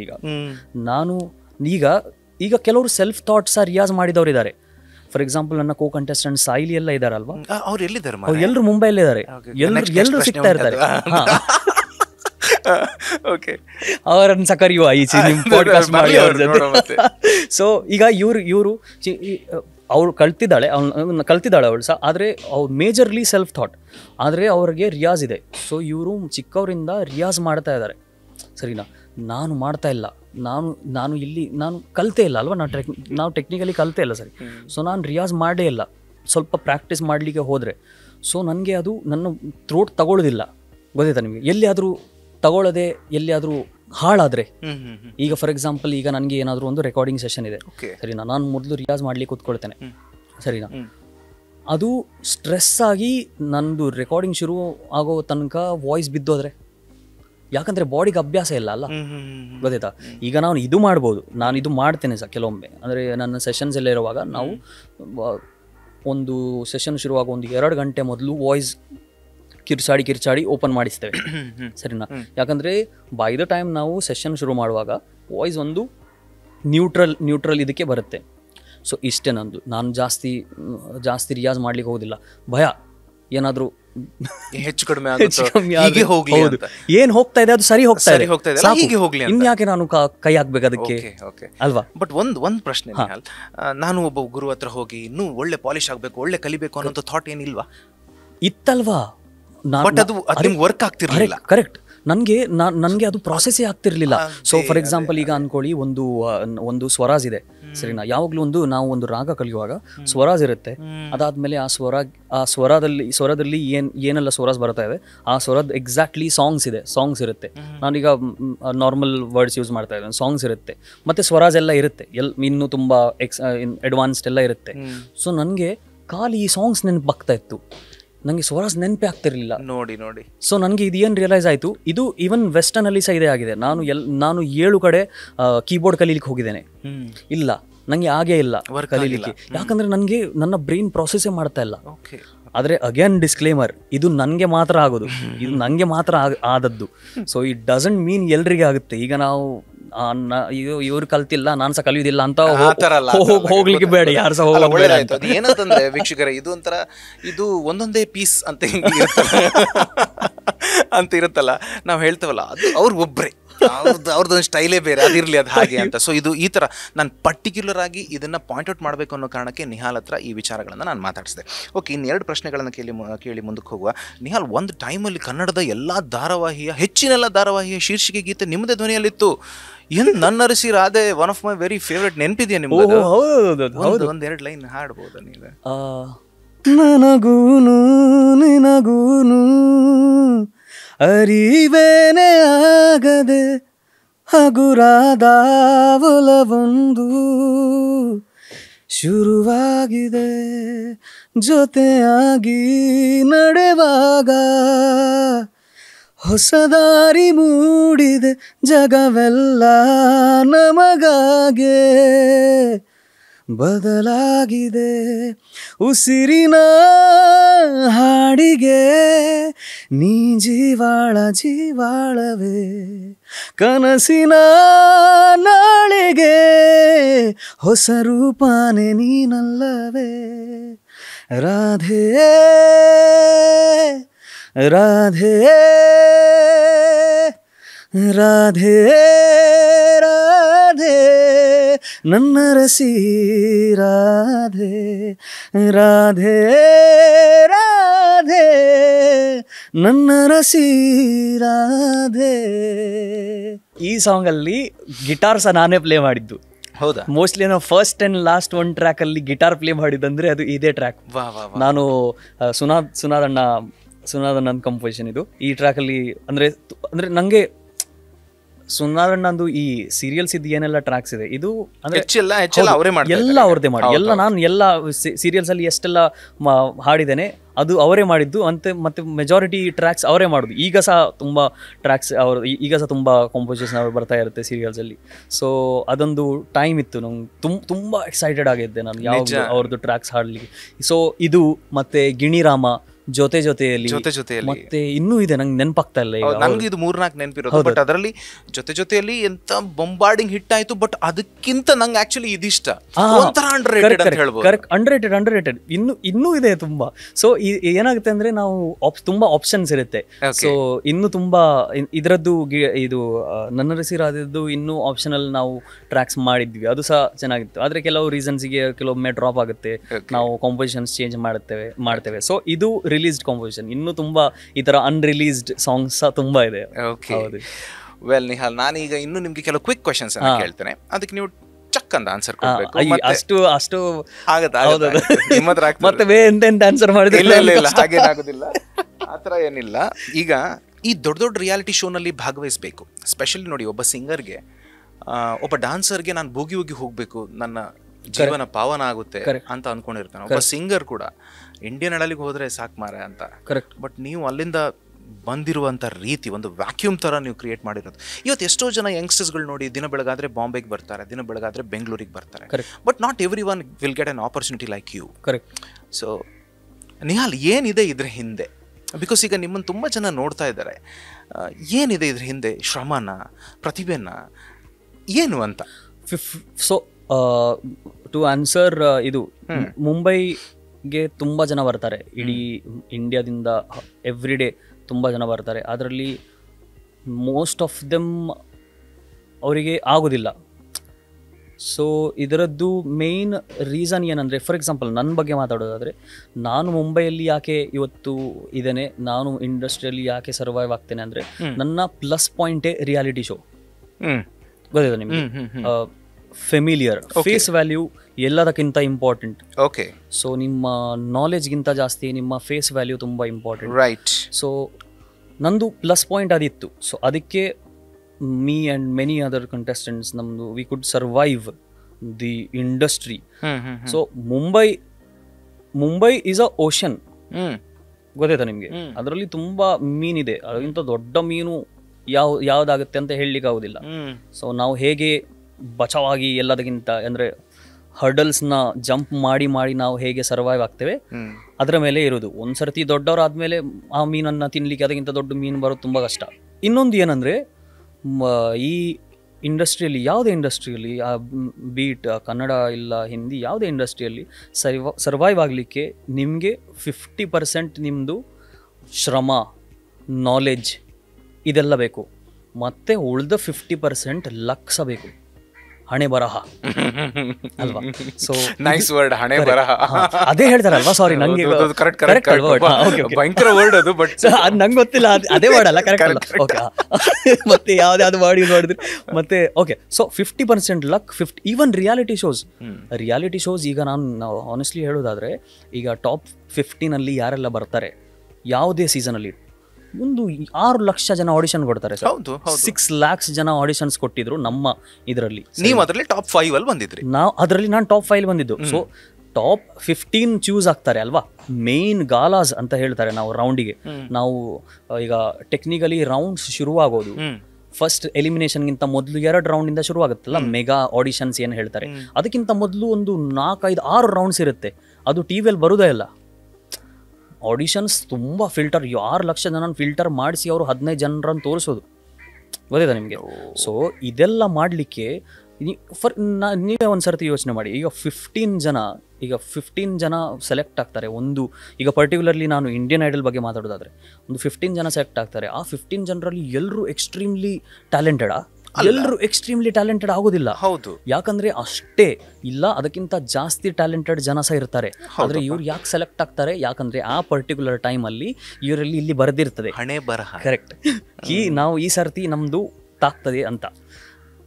ನಮ್ಮ ಟಾಪ್ 15 ಎಷ್ಟೋ ಜನ ಇದ್ರು 8 ವರ್ಷದಿಂದ ಆಡಿಷನ್ಸ್ ಕೊಡ್ತಾ ಇರೋ ಜನರು ಇದ್ರು. ಅವರು 9th ಟೈಮ್ ಸೆಲೆಕ್ಟ್ ಆಗಿದ್ದಾರೆ. ನಮ್ಮದ್ರಲ್ಲಿ 2 ಜನ ಇದ್ದದ್ದು, ಫಸ್ಟ್ ಟೈಮ್ ಆಡಿಷನ್ಸ್ ಕೊಡ್ತಾ ಇದ್ದದ್ದು, ಅವರು ಸೆಲೆಕ್ಟ್ ಆದದ್ದು ಅಂದ್ರೆ 2 ಜನ, ನಾನು ಮತ್ತೆ ಇನ್ನೊಬ್ಬ ಯಾರ ಇದ್ದು. ಸೊ ನಾವು ಲೈಫಲ್ಲಿ ಒಂದೇ ಸರ್ತಿ ಆಡಿಷನ್ ಕೊಟ್ಟದ್ದು ಇಂಡಿಯನ್ ಐಡಲ್ಗೆ, ಮತ್ತೆ ನಾನು ಟಾಪ್ 5 ಬಂದದ್ದು. ಸೊ ಇದು ಸಹ ನನ್ನ ಹಣೆ ಬರಹ. ನಿಹಾಂತ್ ಅವರದ್ದು ಶೋಸ್ ಆರ್ಗನೈಸ್ ಮಾಡಬೇಕು ತುಂಬ ಸುಲಭ ಅಲ್ವಾ ಅಂತೆಲ್ಲ ಅಂದ್ಕೊಳ್ಳೋರು ಇದ್ದಾರೆ. ಯಾಕೆಂತ ಹೇಳಿದ್ರೆ ನನ್ನ ಹತ್ರನೇ 1-2-3 ಜನ ಮಾತಾಡಿದ್ದಾರೆ. ಅಲ್ಲ ನಿಹಾಲ್, ನಿಜ ಇದ್ರ ಬಗ್ಗೆ ಒಂದು ಸ್ವಲ್ಪ ಏನಾದರೂ ಕ್ಲಾರಿಟಿ ಕೊಡ್ಬೋದಾ? ನಿಜವಾಗ್ಲೂ ಮಾಡ್ಬೋದಾ? ಬರ್ತೀರಾ ನೀವು? ಹೇಗೆ ಅದು? ನೋಡಿ, ನಮಗೆ ಬರ್ಲಿಕ್ಕೆ ಏನು ಪ್ರಾಬ್ಲಮ್ ಇಲ್ಲ. ಸೊ ಬರ್ಲಿಕ್ಕೆ ಏನು ಪ್ರಾಬ್ಲಮ್ ಇಲ್ಲ. ನಾನು ಏನು ಹೇಳ್ತಾ ಇರೋದಂದ್ರೆ, ಇನ್ ಶಾರ್ಟ್, ಈ ಮೊದಲು ಈ ಇಂಡಿಯನ್ ಐಡಲ್ಗಿಂತ ಎಲ್ಲ ಮೊದಲು ಶೋಸ್ ಆರ್ಗನೈಸ್ ಮಾಡೋದಂದರೆ ತುಂಬ ಅಂದರೆ ಅಷ್ಟು ಕೆಲಸ ಇಲ್ಲ, ಅಂದರೆ ಅಷ್ಟು ಕಷ್ಟ ಇರಲಿಲ್ಲ. ಸೊ ಇಂಡಿಯನ್ ಐಡಲ್ ಆದಮೇಲೆ ಏನಾಗುತ್ತೆ ಅಂದರೆ, ನಾವು ಒಂದು ಕಂಪನಿ ಜೊತೆ ಜಾಯ್ನ್ ಆಗ್ತೇವೆ. ಎಲ್ಲ ಆರ್ಟಿಸ್ಟ್ಗಳು, ಈಗ ಫಾರ್ ಎಕ್ಸಾಂಪಲ್ ನಮ್ಮ ಎಲ್ಲ ಟಾಪ್ 10 ಆರ್ಟಿಸ್ಟ್ಗಳೆಲ್ಲ ಒಂದು ಕಂಪನಿ ಅಂಡರ್ ಜಾಯ್ನ್ ಆಗ್ತಾರೆ. ಬೇರೆ ಬೇರೆ ಕಂಪನೀಸ್ ಇರುತ್ತೆ. ಸೊ ಈ ಕಂಪನೀಸ್ ಎಲ್ಲ ಇನ್ವಾಲ್ವ್ ಆಗುವಾಗ ತುಂಬ ಪ್ರಾಸೆಸ್ ಇರುತ್ತೆ. ಸೊ ಮೊದಲು ಹೇಗಾಗ್ತಿತ್ತು, ಒಂದು ಫೋನ್ ಬಂತು ಆರ್ಗನೈಸರಿಂದ, ಈ ಥರ ನಾವು ಶೋ ಮಾಡ್ತಾ ಇದ್ದೇವೆ, ಬರ್ಬೋದಾ, ಎಂಥ ಬಜೆಟು, ಹಾಂ ಬನ್ನಿ, ಓಕೆ ಇದು ಕ್ಲಿಯರ್ ಆಗುವ, ಓಕೆ ಮಾಡುವ, ಬಂದಾಯಿತು. ನಾವು ಇಲ್ಲಿಂದ ಅಲ್ಲಿ ಹೋದ್ವಿ ಅಂದರೆ ನಮ್ಮದೇ ಎಕ್ಸ್ಪೆನ್ಸಸ್ಸಲ್ಲಿ ನಾವು ಟ್ರಾವೆಲ್ ಮಾಡಿದ್ವಿ, ನಾವು ಸಿಂಗ್ ಮಾಡಿದ್ವಿ, ನಮಗೇನು ಬಜೆಟ್ ಕೊಟ್ಟಿದ್ರು ಅದು ತಗೊಂಡು ಹಿಂದೆ ಬಂದ್ವಿ. ಸೊ ಮ್ಯಾನೇಜ್ಮೆಂಟ್ ಬರುವಾಗ ಆರ್ಗನೈಸರ್ ಯಾರು ಕಾಂಟ್ಯಾಕ್ಟ್ ಮಾಡ್ತಾರೆ, ಅವರು ನಮಗೆ ಸೀದಾ ಮಾತಾಡಲಿಕ್ಕೇ ಇಲ್ಲ. ಸೊ ಅವರು ನಮ್ಮ ಮ್ಯಾನೇಜರ್ಸ್ ಜೊತೆನೇ ಮಾತಾಡಬೇಕು. ನಮ್ಮ ಹತ್ರ ಬೇರೆ ಆಪ್ಷನ್ಸೇ ಇರೋದಿಲ್ಲ, ಗೊತ್ತಾಯ್ತಾ? ಕೆಲವೊಮ್ಮೆ ರೇರೆಸ್ಟ್ ಆಫ್ ದಿ ರೇರ್ ಕೇಸಸಲ್ಲಿ ನಾವು ಎಲವ್ ಮಾಡ್ತಾರೆ ಇವರು. ಎಲವ್ ಮಾಡ್ತಾರೆ ಸೀದಾ ಕೋಆರ್ಡಿನೇಟ್ ಮಾಡಲಿಕ್ಕೆ. ಸೊ ಆದರೆ ಮೋಸ್ಟ್ ಆಫ್ ದಿ ಕೇಸಸಲ್ಲಿ ಈ ಥರ ಆಗೋದಿಲ್ಲ. ಯಾಕಂದರೆ ಐಟನರೀಸ್ ಬರುತ್ತೆ, ಬ್ಯಾಂಡ್ಸ್ ಬರುತ್ತೆ. ಸೊ ಇದೆಲ್ಲ ಬರುವಾಗ ಅವರು ಹೋಟೆಲ್ಸ್ ನೋಡಬೇಕು, ಟ್ರಾವೆಲ್ ನೋಡಬೇಕು, ಇದೆಲ್ಲ ಅವ್ರದ್ದೇ ಆಗುತ್ತೆ, ಇದೆಲ್ಲ ನಮ್ಮದಾಗೋದಿಲ್ಲ. ಸೊ ಈಗ ಏನಾಗುತ್ತೆ, ಈಗ ಒಂದು ಸ್ಟೇಜಿಗೆ ಒಂದು ಸ್ಟೆಪ್ ಮೇಲೆ ಬಂದ ತಕ್ಷಣ ಪ್ರೈಸಿಂಗ್ಸ್ ಜಾಸ್ತಿ ಆಗುತ್ತೆ, ಮತ್ತು ಏಜೆನ್ಸೀಸ್ ಕಟ್ಸ್ ಇರುತ್ತೆ, ತುಂಬ ಪ್ರಾಸೆಸ್ ಇದೆ. ಎಲ್ಲ ಮೇಲ್ ಥ್ರೂ ಆಗಬೇಕು, ಎಲ್ಲದಕ್ಕೆ ಪ್ರೂಫ್ಸ್ ಇರಬೇಕು, ಕಾಂಟ್ರಾಕ್ಟ್ಸ್ ಇರುತ್ತೆ, ಸೈನ್ಸ್ ಬೇಕು, ಎಲ್ಲದ್ದು. ಸೊ ಒಂದು ಫೋನ್ ಕಾಲ್ ಅಷ್ಟು ಈಸಿ ಅಲ್ಲ. ಹೌದು. ಸೊ ಇದು ಪ್ರಾಬ್ಲಮ್ ಆಗುತ್ತೆ. ಮತ್ತೆ ಮೇನ್ ಪ್ರಾಬ್ಲಮ್ ಏನಾಗುತ್ತೆ ಅಂದರೆ, ಬಜೆಟ್ ಇದ್ದೇ ಎಲ್ಲದಕ್ಕಿಂತ ಜಾಸ್ತಿ ಇಶ್ಯೂಸ್. ಇದು ಏನಂತಂದ್ರೆ, ಸಿಂಪಲ್ ಆಗಿ ಹೇಳೋದಾದ್ರೆ, ನಿಮಗೆ ಆರ್ಗನೈಸ್ ಖಂಡಿತವಾಗಿಯೂ ಮಾಡ್ಬೋದು, ಸ್ವಲ್ಪ ದುಡ್ಡು ಬೇಕು. ನಾನು ಹೇಳಲಿಲ್ಲ ಇದು, ನಾನು ಹೇಳಲಿಲ್ಲ ಇದು. Right, okay. ಈಗ ನಿಮ್ ಜೊತೆ ಎಲ್ಲ ಇಂಡಿಯನ್ ಐಡಲ್ ಎಲ್ಲ ಇದ್ರಲ್ಲ, ನಿಮ್ಮ ಕ್ಲೋಸ್ ಫ್ರೆಂಡ್ಸ್ ಸಾಯಿಲಿ ಎಲ್ಲ, ಈಗ ಹೇಗಿದ್ದಾರೆ? ಇಲ್ಲ, ಸೊ ಎಲ್ಲರೂ ಈಗ ಸಹ ಕಾಂಟ್ಯಾಕ್ಟ್ ಅಲ್ಲಿ ಇದ್ದಾರೆ. ಸೊ ಬೆಸ್ಟ್ ಪಾರ್ಟ್ ಏನಂದ್ರೆ, ಯಾರೆಲ್ಲ ಮುಂಬೈಯಲ್ಲಿದ್ದಾರೆ, ಸೊ ಮೋಸ್ಟ್ ಆಫ್ ದ ಮುಂಬೈಯಲ್ಲಿದ್ದಾರೆ. ಸೊ ಪವನ್, ಅರುಣಿತಾ, ಸಾಯಿಲಿ, ದಾನಿಶ್, ನಾನು ಮತ್ತೆ ಷಣ್ಮುಖ ಎಲ್ಲ, ಮತ್ತೆ ಈ ಥರ ನಚಿಕೇತ್, ಇವರು ಎಲ್ಲ ಮುಂಬೈಯಲ್ಲೇ ಇದ್ದಾರೆ. ಸೊ ನಾವು ಯಾವಾಗಲೂ ಮೀಟ್ ಆಗ್ತಾನೆ ಇರ್ತೇವೆ, ಇರ್ರೆಸ್ಪೆಕ್ಟಿವ್ ಆಫ್ ನಾವು ಒಂದೇ ಶೋ ಅಲ್ಲಿ ಇದೇವಾ ಇಲ್ವಾ, ನಾವು ಒಂದೇ ಪ್ರಾಜೆಕ್ಟ್ ಅಲ್ಲಿ ಕೆಲಸ ಮಾಡ್ತಾ ಇದ್ದೇವಾ ಇಲ್ವಾ. ಒಂದು ಈಗ ರ್ಯಾಂಡಮ್ ಆಗಿ ಫೋನ್ ಬಂತು, ಈಗ ನಚಿಗೆದ್ದು ಒಂದು ಸಾಂಗ್, ಒಂದು ಹಾಡು ಮಾಡುವ, ನಾವು ಸಾಂಗ್ ಮಾಡುವ, ಒಂದು ಕಂಪೋಸ್ ಮಾಡುವ, ಇದೆಲ್ಲ ಆದರೆ ಸೀದಾ. ಯಾಕಂದ್ರೆ ನನ್ನ ಮನೆಯಿಂದ 5 ನಿಮಿಷ ದೂರ ನಚಿಕೇತ್ ಇದ್ದಾನೆ, ನನ್ನ ಮನೆಯಿಂದ 15 ನಿಮಿಷ ದೂರ ಪವನ್ ಎಲ್ಲ ಇದ್ದಾರೆ. Very good. ಹೌದು, ಇನ್ನು 20 ನಿಮಿಷ ದೂರ ಆಶೀಶ್ ಎಲ್ಲ ಇದ್ದಾರೆ. ನಾನು ಮತ್ತೆ ಆಶೀಶ್ ಒಂದೇ ಮನೆಯಲ್ಲಿದ್ವಿ, ಅಂದ್ರೆ 2 BHK ಅಲ್ಲಿ ಇದ್ವಿ 2 ವರ್ಷ. ಸೊ ಅವನು ಮದುವೆ ಆದ್ಮೇಲೆ ನಾವು ಶಿಫ್ಟ್ ಆದ್ವಿ ಬೇರೆ ಕಡೆ ಎಲ್ಲ. ಒಂದು ಫೋನ್ ಕಾಲ್ ಮಾಡಿದ್ರೆ ಎಲ್ಲರೂ ಒಟ್ಟಿಗೆ ಬರ್ತಾರೆ. ಹೌದು, ಬೈ ದ ವೇ ಲಾಸ್ಟ್ ಎಲ್ಲರೂ ಒಟ್ಟಿಗೆ ಬಂದದ್ದು ನಮ್ದು, ಎಲ್ಲ ಕಂಟೆಸ್ಟೆಂಟ್ಸ್ ಒಟ್ಟಿಗೆ ಬಂದದ್ದು ನನ್ನ ಬರ್ಡೇಗೆ, ಒಂದು 22nd ಬರ್ಡೇಗೆ. ಓಕೆ. ಈ ರಿಯಾಲಿಟಿ ಶೋಗೆಲ್ಲ ಬರ್ತಾರೆ, ಅವರಿಗೆ ಒಂದು ಇನ್ಸ್ಟೆಂಟ್ ಪಾಪ್ಯುಲಾರಿಟಿ ಸಿಗುತ್ತೆ. ಹೆಚ್ಚು ಕಡಿಮೆ ಆ ಪಾಪ್ಯುಲಾರಿಟಿ 1 ವರ್ಷ ಇರ್ತದೆ ನಿಹಾಲ್, ಆಮೇಲೆ ಅವ್ರು ಎಲ್ಲಿ ಹೋಗ್ತಾರಂತಾನೆ ಗೊತ್ತಾಗೋದಿಲ್ಲ. ಇದು ಹಿಂದಿನಿಂದ ಒಂದ್ ಕಳೆದ 15 ವರ್ಷಗಳಿಂದ ಹಿಂದಿ ಆಗ್ಲಿ ಕನ್ನಡ ಆಗ್ಲಿ ರಿಯಾಲಿಟಿ ಶೋ ನಲ್ಲಿ ಬಂದ ಡಾನ್ಸರ್ಸ್ ಆಗ್ಲಿ ಸಿಂಗರ್ಸ್ ಆಗ್ಲಿ ಅವ್ರು ಎಲ್ಲಿ ಇರ್ತಾರಂತಾನೆ ಗೊತ್ತಾಗೋದಿಲ್ಲ. ಇದು ಯಾಕೆ ನಿಹಾಲ್ ತುಂಬಾ ಜನ ಅದ್ ಮುಂದಕ್ಕೆ ಹೋಗಲ್ಲ, ಯಾಕೆ? ವೆರಿ ಗ್ರೇಟ್ ಅಬ್ಸರ್ವೇಷನ್, ಇದು ಒಳ್ಳೆ ಪಾಯಿಂಟ್. ಇದು ಏನಾಗುತ್ತೆ ಅಂದ್ರೆ, ನನ್ನ ಪ್ರಕಾರ ಕೆಲವೊಮ್ಮೆ ಏನಾಗುತ್ತೆ ಅಂದ್ರೆ, ನಿಮ್ಮ ಫೇಮ್ ನಿಮ್ಮ ತಲೆಗೆ ಹೋಗುತ್ತೆ. ಹೌದು, ಫೇಮ್ ಕೆಲವೊಮ್ಮೆ ತಲೆಗೆ ಹೋಗುತ್ತೆ. ನೀವು ಒಂದು ವರ್ಷ ಸಿಗ್ತೀರಾ, ಫೇಮ್ ಬಂದ ಮೇಲೆ ಇನ್ನೊಂದು ವರ್ಷ ಸಿಗುವಾಗ ಆ ಮನುಷ್ಯ ಯಾರಂತಾನೆ ಗೊತ್ತಿರೋದಿಲ್ಲ ನಿಮ್ಗೆ. ವಾಹ್, ಅಲ್ವಾ? ಅದ್ಭುತ. ಇದು ಬೇಸಿಕ್ ಪ್ರಾಬ್ಲಮ್, ಫಸ್ಟ್ ಪ್ರಾಬ್ಲಮ್ ಇದು. ಆದ್ರೆ ಖಾಲಿ ಇದು ಪ್ರಾಬ್ಲಮ್ ಅಲ್ಲ, ಇನ್ನೊಂದು ಏನಂದ್ರೆ, ಈ ಪಾಪ್ಯುಲಾರಿಟಿ ಎಲ್ಲ ಬರುವಾಗ, ಫಾರ್ ಎಕ್ಸಾಂಪಲ್ ನಾನು ಹಾಗೆ ಹೇಳಿದೆ ನಿಮಗೆ, ಆಟೋಗ್ರಾಫ್ಸ್ ಎಲ್ಲ ಸೈನ್ ಮಾಡುವಾಗ ಇಷ್ಟು ಸಾವಿರ ಸೆಲ್ಫೀಸ್ ತಗೊಳ್ಳುವಾಗ ಇವರಿಗೆಲ್ಲ ಎಂತ ಅನಿಸ್ತದೆ ಕೆಲವೊಮ್ಮೆ ಅಂದರೆ, ವಿ ಹ್ಯಾವ್ ಮೇಡ್ ಇಟ್, ಆಯಿತು ನಮ್ಮ on top of the world, ಆಯಿತು ನಮ್ಮದು ಅಂತ ಅನಿಸ್ತದೆ. ಸೊ ಇದು ಅನಿಸಿದರೆ ಹೋಯ್ತು, 1 ವರ್ಷ ಮ್ಯಾಕ್ಸ್, ಎಷ್ಟೇ ದೊಡ್ಡ ಶೋ ಆಗಲಿ. ಏನಂದರೆ ಉಲ್ಟಾ ಏನು ಮಾಡಬೇಕಂದ್ರೆ, ನಮ್ಮವರೆಲ್ಲ ಇದೇ ಮಾಡ್ತಾ ಇರೋದು ಈಗ. ಯಾಕೆ ನೋಡಿ, ಬೈ ದ ವೇ, ಈಗ ನಾನು ಪ್ರೌಡ್ಲಿ ಏನು ಹೇಳ್ಬೋದು ಅಂದರೆ, ನಮ್ಮದು season 12 one of the most popular seasons of Indian Idol. After season 1 Abhijeet Sawant ಇದ್ದು ಸೀಸನ್ ಆದಮೇಲೆ ಹೈಯೆಸ್ಟ್ ಪಾಪ್ಯುಲಾರಿಟಿ ಬಂದದ್ದು ಏನಂದ್ರೆ ಸೀಸನ್ 12. ನಾನು ಅಭಿಜಿತ್ ಸಾವಂತ್, ರಾಹುಲ್ ವೈದ್ಯ ಅವರಿಗೆಲ್ಲ ವೋಟ್ ಮಾಡಿದ್ದೇನೆ. ಎಕ್ಸಾಕ್ಟ್ಲಿ. ಅದಾದ್ಮೇಲೆ ನಿಮ್ಗೆ ನೆನಪಿದೆಯಾ? ಕರೆಕ್ಟ್. ಯಾಕಂದ್ರೆ ಫಸ್ಟ್ ಆದ್ಮೇಲೆ ನೆಕ್ಸ್ಟ್ ಬಂದದಂದ್ರೆ ಸೀಸನ್ 12 ಹೈಯೆಸ್ಟ್ ಪಾಪ್ಯುಲಾರಿಟಿ ರೇಟಿಂಗ್ಸ್ ಅಲ್ಲಿ ಬಂದದಂದ್ರೆ. ಸೊ ಆದ್ರೆ ಸಹ ನಮ್ಮದ್ರಲ್ಲಿ ಯಾರೆಲ್ಲ ಇದ್ದಾರೆ ಈಗ ಸಹ, ಇವರು ಎಷ್ಟು ಶೋ ಮೊದಲು ಕೆಲಸ ಮಾಡಿದ್ದಾರೆ, ಫೇಮ್ ಬಂದ ಮೇಲೆ ಅದಕ್ಕಿಂತ ಜಾಸ್ತಿ ಮಾಡಿದ್ದಾರೆ. ಅಂದ್ರೆ ಮೆಹನತ್ ಏನಿದೆ, ಶ್ರಮ ಏನಿದೆ, ಅದು ಜಾಸ್ತಿ ಮಾಡಿದ್ದಾರೆ. ಅದಕ್ಕೆ ಇವರಿಗೆ ಈ ಪಾಪ್ಯುಲಾರಿಟಿ ಎಲ್ಲ ತಲೆಗೆ ಹೋಗೋ ಟೈಮೇ ಸಿಗಲಿಲ್ಲ. ಎಕ್ಸಾಕ್ಟ್ಲಿ. ಕೆಲವೊಮ್ಮೆ ತುಂಬಾ ಜನ ಕೇಳ್ತಾರೆ, ಯಾಕೆ ಎಲ್ಲ ಇವರೆಲ್ಲ ತುಂಬಾ ಎಂತ ಹೇಳ್ತಾರೆ ಅದಕ್ಕೆ, grounded, down to earth. Correct. So ಯಾಕಂದ್ರೆ ನಾವು ಕೆಲಸನೇ ಮಾಡ್ತಾ ಇರ್ತೇವೆ ಯಾವಾಗಲೂ. ಕರೆಕ್ಟ್. ನಮ್ಗೆ ಈಗಲೂ ಎಲ್ರಿಗೂ ಇದೇ ಅನಿಸ್ತದೆ, ನಮ್ಗೆ ಏನು ಬರ್ತಾನೆ ಇಲ್ಲ ಅಂತ ಮ್ಯೂಸಿಕಲ್ಲಿ. ಯಾಕಂದರೆ ನಾವು ಬೇರೆಯವರನ್ನು ನೋಡ್ತೇವೆ. ಎಲ್ಲಕ್ಕಿಂತ ಫಸ್ಟ್ ಪಾಯಿಂಟ್ ಏನಂದರೆ, ನಮ್ಮದರಲ್ಲಿ ನಮ್ಮ ಪರ್ಟಿಕ್ಯುಲರ್ ಸೀಸನಲ್ಲಿ ನಾವು ಎಲ್ಲರನ್ನ ಅಪ್ರಿಷಿಯೇಟ್ ಮಾಡ್ತೇವೆ. ಏನಾದರೂ ಒಳ್ಳೆ ಮಾಡಿದರೆ ಅವರು ಎಲ್ಲರನ್ನ ನಾವು ಅವರನ್ನು ಫಸ್ಟ್ ಎಲ್ಲಕ್ಕಿಂತ ಮೊದಲು ಅಪ್ರಿಷಿಯೇಟ್ ಮಾಡ್ತೇವೆ. ನಾವು ಏನಂದರೆ, ನಮಗೆ ಜಲಸಿ ಇಲ್ಲ ನಮ್ಮ ಸೀಸನಲ್ಲಿ ಯಾರಿಗೆ ಸಹ. ಇವ್ರನ್ನ ಕಂಡ್ರೆ ಅವರಾಗೋದಿಲ್ಲ, ಆದರೆ ಜಲಸಿ ಅಂತ ಏನಿಲ್ಲ. ಎಲ್ಲರೂ ನಾನು ಯಾಕೆ ಇದು ಹೇಳ್ತಾ ಇದ್ದೇನೆ ಅಂದರೆ, ನಾನು ಇಂಡಿಯನ್ ಐಡಲಲ್ಲಿರುವಾಗ ನನಗೆ ಈ ಹಿಂದಿ ಏನೆಲ್ಲ ಸಾಂಗ್ಸ್ ಇರುತ್ತೆ, I was not well versed with all these songs. ನನಗೆ ಎಲ್ಲ ಸಾಂಗ್ಸ್ ಬರ್ತಿರಲಿಲ್ಲ ಹಿಂದಿ ಎಲ್ಲ. ಈ ರೆಟ್ರೋ ಸಾಂಗ್ಸ್ ಎಲ್ಲ ಏನಿದೆ ನಾವು ಕೇಳ್ತಿರ್ಲಿಲ್ಲ. ಯಾಕಂದರೆ ಇಲ್ಲಿ ನಾವು ಜಾಸ್ತಿ ಹಿಂದಿ ಸಾಂಗ್ಸ್, ರೆಟ್ರೋ ಸಾಂಗ್ಸ್ ಕೇಳೋದಿಲ್ಲ. ಅದಕ್ಕೆ ನನಗೆ ಈ ಸಾಂಗ್ಸ್ ಎಲ್ಲ ಬರ್ತಿರ್ಲಿಲ್ಲ. ಸೊ ನನಗೆ ಮೆಮರೈಸ್ ಮಾಡಲಿಕ್ಕೆ ತುಂಬ ಕಷ್ಟ ಆಗ್ತಿತ್ತು. ನನ್ನ ಕೋ ಕಂಟೆಸ್ಟೆಂಟ್ಸ್ ನನಗೆ ಹೆಲ್ಪ್ ಮಾಡ್ತಿದ್ರು, ಲಿಟ್ರಲಿ ನನ್ನ ಕಂಟೆಸ್ಟೆಂಟ್ಸ್ ನನಗೆ ಹೆಲ್ಪ್ ಮಾಡ್ತಿದ್ರು ನನ್ನ ಪರ್ಫಾರ್ಮೆನ್ಸ್ ಒಳ್ಳೇದಾಗಲಿಕ್ಕೆ. ನನ್ನ ಎಲ್ಲ ಲಿರಿಕ್ಸ್ ಕಂಪ್ಲೀಟ್ ಆಗಿ ಕರೆಕ್ಟಾಗಿ ಆಡಿದರೆ ನನಗಿಂತ ಜಾಸ್ತಿ ಖುಷಿ ನನ್ನ ಕಂಟೆಸ್ಟೆಂಟ್ಸ್ ಇದ್ರು, ನನ್ನ ಕೋ ಕಂಟೆಸ್ಟೆಂಟ್ಸ್ ಇದ್ರು. So we had on actual bond. ಅದಕ್ಕೆ ನಾವು ಈಗ ಸಹ ಕಾಂಟ್ಯಾಕ್ಟಲ್ಲಿದ್ದೇವೆ ಎಲ್ಲರೂ. ಸೂಪರ್, ಹೌದು, ಫ್ಯಾಂಟಾಸ್ಟಿಕ್. ಸೊ ವೀಕ್ಷಕರೇ, ಈ ಪಾಡ್ಕಾಸ್ಟ್ ವಿಡಿಯೋ ತುಂಬ ಕಾರಣಗಳಿಗೆ ಸ್ಪೆಷಲ್ ಅಂತ ಆರಂಭದಲ್ಲೇ ನಾನು ಹೇಳಿದೆ. ಇನ್ನೊಂದು ಇಂಪಾರ್ಟೆಂಟ್ ಕಾರಣ ಏನಂತಂದ್ರೆ, ನಾವು ಇವತ್ತು ಈ ಥರ ಓಪನ್ ಆಗಿ ಅವ್ರ ಮನೆ ಜಗಲಿನಲ್ಲೇ ಕೂತು ಮಾತನಾಡ್ತಿದ್ದೇವೆ.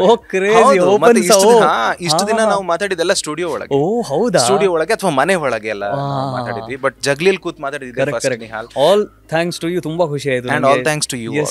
ಎಷ್ಟು ಖುಷಿ ಆಯ್ತು ಅಂತಂದ್ರೆ, I have been waiting for this. ಅಂದ್ರೆ ನಿಮ್ ಜೊತೆ ಮಾತಾಡಬೇಕು ಅಂತ ಒಂದು ವರ್ಷದಿಂದ. Thank you so much. Nihal, ನಾವು ಕ್ಲೋಸ್ ಮಾಡುವ. ಮಾಡೋದಕ್ಕಿಂತ ಮುಂಚೆ ನಿಮ್ಮ ಒಂದು ಹಾಡು ಯಾವುದಾದ್ರು ಒಂದು 4 ಲೈನ್ಸ್, ಅದು ಕನ್ನಡ ಅಥವಾ ಕೊಂಕಣಿ. ನೀವು ಕೊಂಕಣಿ ಹಾಡೋದಾದ್ರೆ ನಮಗೋಸ್ಕರ ಮೋಗ್ತು ಸೊ ಕಿತ್ಲೋ ಶೈಲೋ ನಾನು ರಿಕ್ವೆಸ್ಟ್ ಮಾಡ್ತೇನೆ. ಓಕೆ, ಅದೇ ಇಷ್ಟ. ನನಗೆ ತುಂಬಾ ಇಷ್ಟ. ನಾನು ಎಲ್ಲಿ ಸಹ ಕೊಂಕಣಿ ಆಡಿಯನ್ಸ್ ಇರೋ ಶೋ ಯಾವುದೆಲ್ಲ ಇರುತ್ತೆ, ನಂಗೆ ಗೊತ್ತಿರುತ್ತಲ್ಲ ಈ ಆಡಿಯನ್ಸ್ ಅಲ್ಲಿ ಕೊಂಕಣಿ ಆಡಿಯನ್ಸ್ ಇದ್ದಾರೆ, ಆಗ ನಾನು ಈ ಸಾಂಗ್ ಹಾಡೇ ಹಾಡ್ತೇನೆ. ಯಾರು ಹೇಳಿದ್ರೆ ಸರ್ ನಾ ಈ ಸಾಂಗ್ನ ಹಾಡೇ ಹಾಡ್ತೇನೆ. ನಾನು ನನ್ನ ಸಾಂಗ್ಸ್ ಹಾಡೋದಿಲ್ಲ, ನಾನು ಈ ಸಾಂಗ್ ಹಾಡ್ತೇನೆ. ಸೋನು ನಿಗಮ್ ಏನ್ ಹೇಳ್ತಾರೆ ಗೊತ್ತಾ, ನಾನು ವರ್ಲ್ಡ್ ಅಲ್ಲಿ ಯಾವುದೇ ಮೂಲೆಯಲ್ಲಿ ಪ್ರೋಗ್ರಾಮ್ ಕೊಡ್ತಾ ಇದ್ರು ಕೂಡ ಆ ಶೋನಲ್ಲಿ ಒಬ್ಬ ವ್ಯಕ್ತಿ ಯಾರಾದರೂ ಕನ್ನಡ ಅಂತ ಹೇಳಿದ್ರೆ ನಾನು ಅನಿಸುತ್ತಿದ್ದೆ ಯಾಕೋ ಎಂದು ಹಾಡ್ತೇನೆ ಅಂತ. ಇದು ಸೋನು ನಿಗಮ್ ಹೇಳಿದ್ದಾರೆ. ಕ್ರೇಜಿ. ಎಷ್ಟೋ ನಾನು ಕನಿಷ್ಠ ಒಂದು 4-5 ಇಂಟರ್ವ್ಯೂಸ್ ಅಲ್ಲಾದ್ರೂ ಈ ಮಾತನ್ನು ಕೇಳಿದ್ದೇನೆ. ಸೊ ನೀವು ಕೂಡ ಹೌದೌದು. मोगाची अपरूप घडी बोसून हा उघडास काढीन उघडासान किती करू डोळ्यांनी दुका हाडी मग तुझो कितलो आशिलो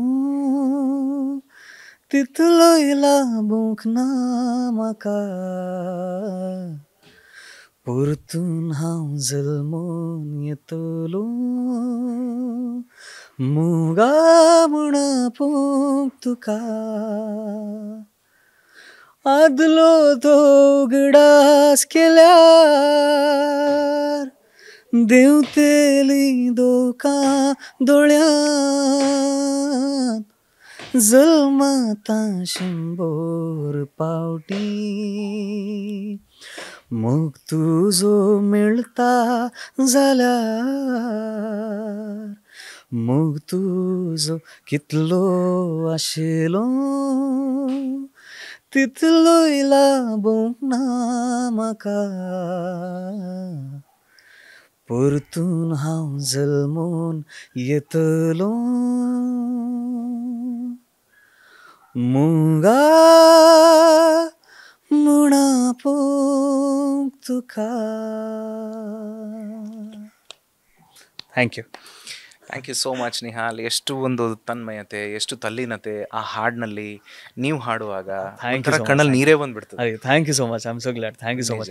ಆ್ಯಂಡ್ ನಿಮಗೆ sir, thank you so much for having me and it's always a pleasure to talk to you. ಮತ್ತು and all the audience watching this podcast, ಎಲ್ರಿಗೂ ತುಂಬ ತುಂಬ ತುಂಬ ಥ್ಯಾಂಕ್ಸ್. ನನ್ನ ಜರ್ನಿಯಲ್ಲಿ be it Sa Re Ga Ma Pa, be it Indian Idol, ನಮ್ಮದು ಎಷ್ಟೇ ನನ್ನ ಸಿಂಗಿಂಗ್ ಕರಿಯರಲ್ಲಿ ನನಗೆ ಇಷ್ಟು ಸಪೋರ್ಟ್ ಮಾಡಿದ್ರೆ, ವಿದೌಟ್ ದಿ ಆಡಿಯನ್ಸ್ ಸಪೋರ್ಟ್ ನಾವೆಲ್ಲ ಏನೂ ಇಲ್ಲ.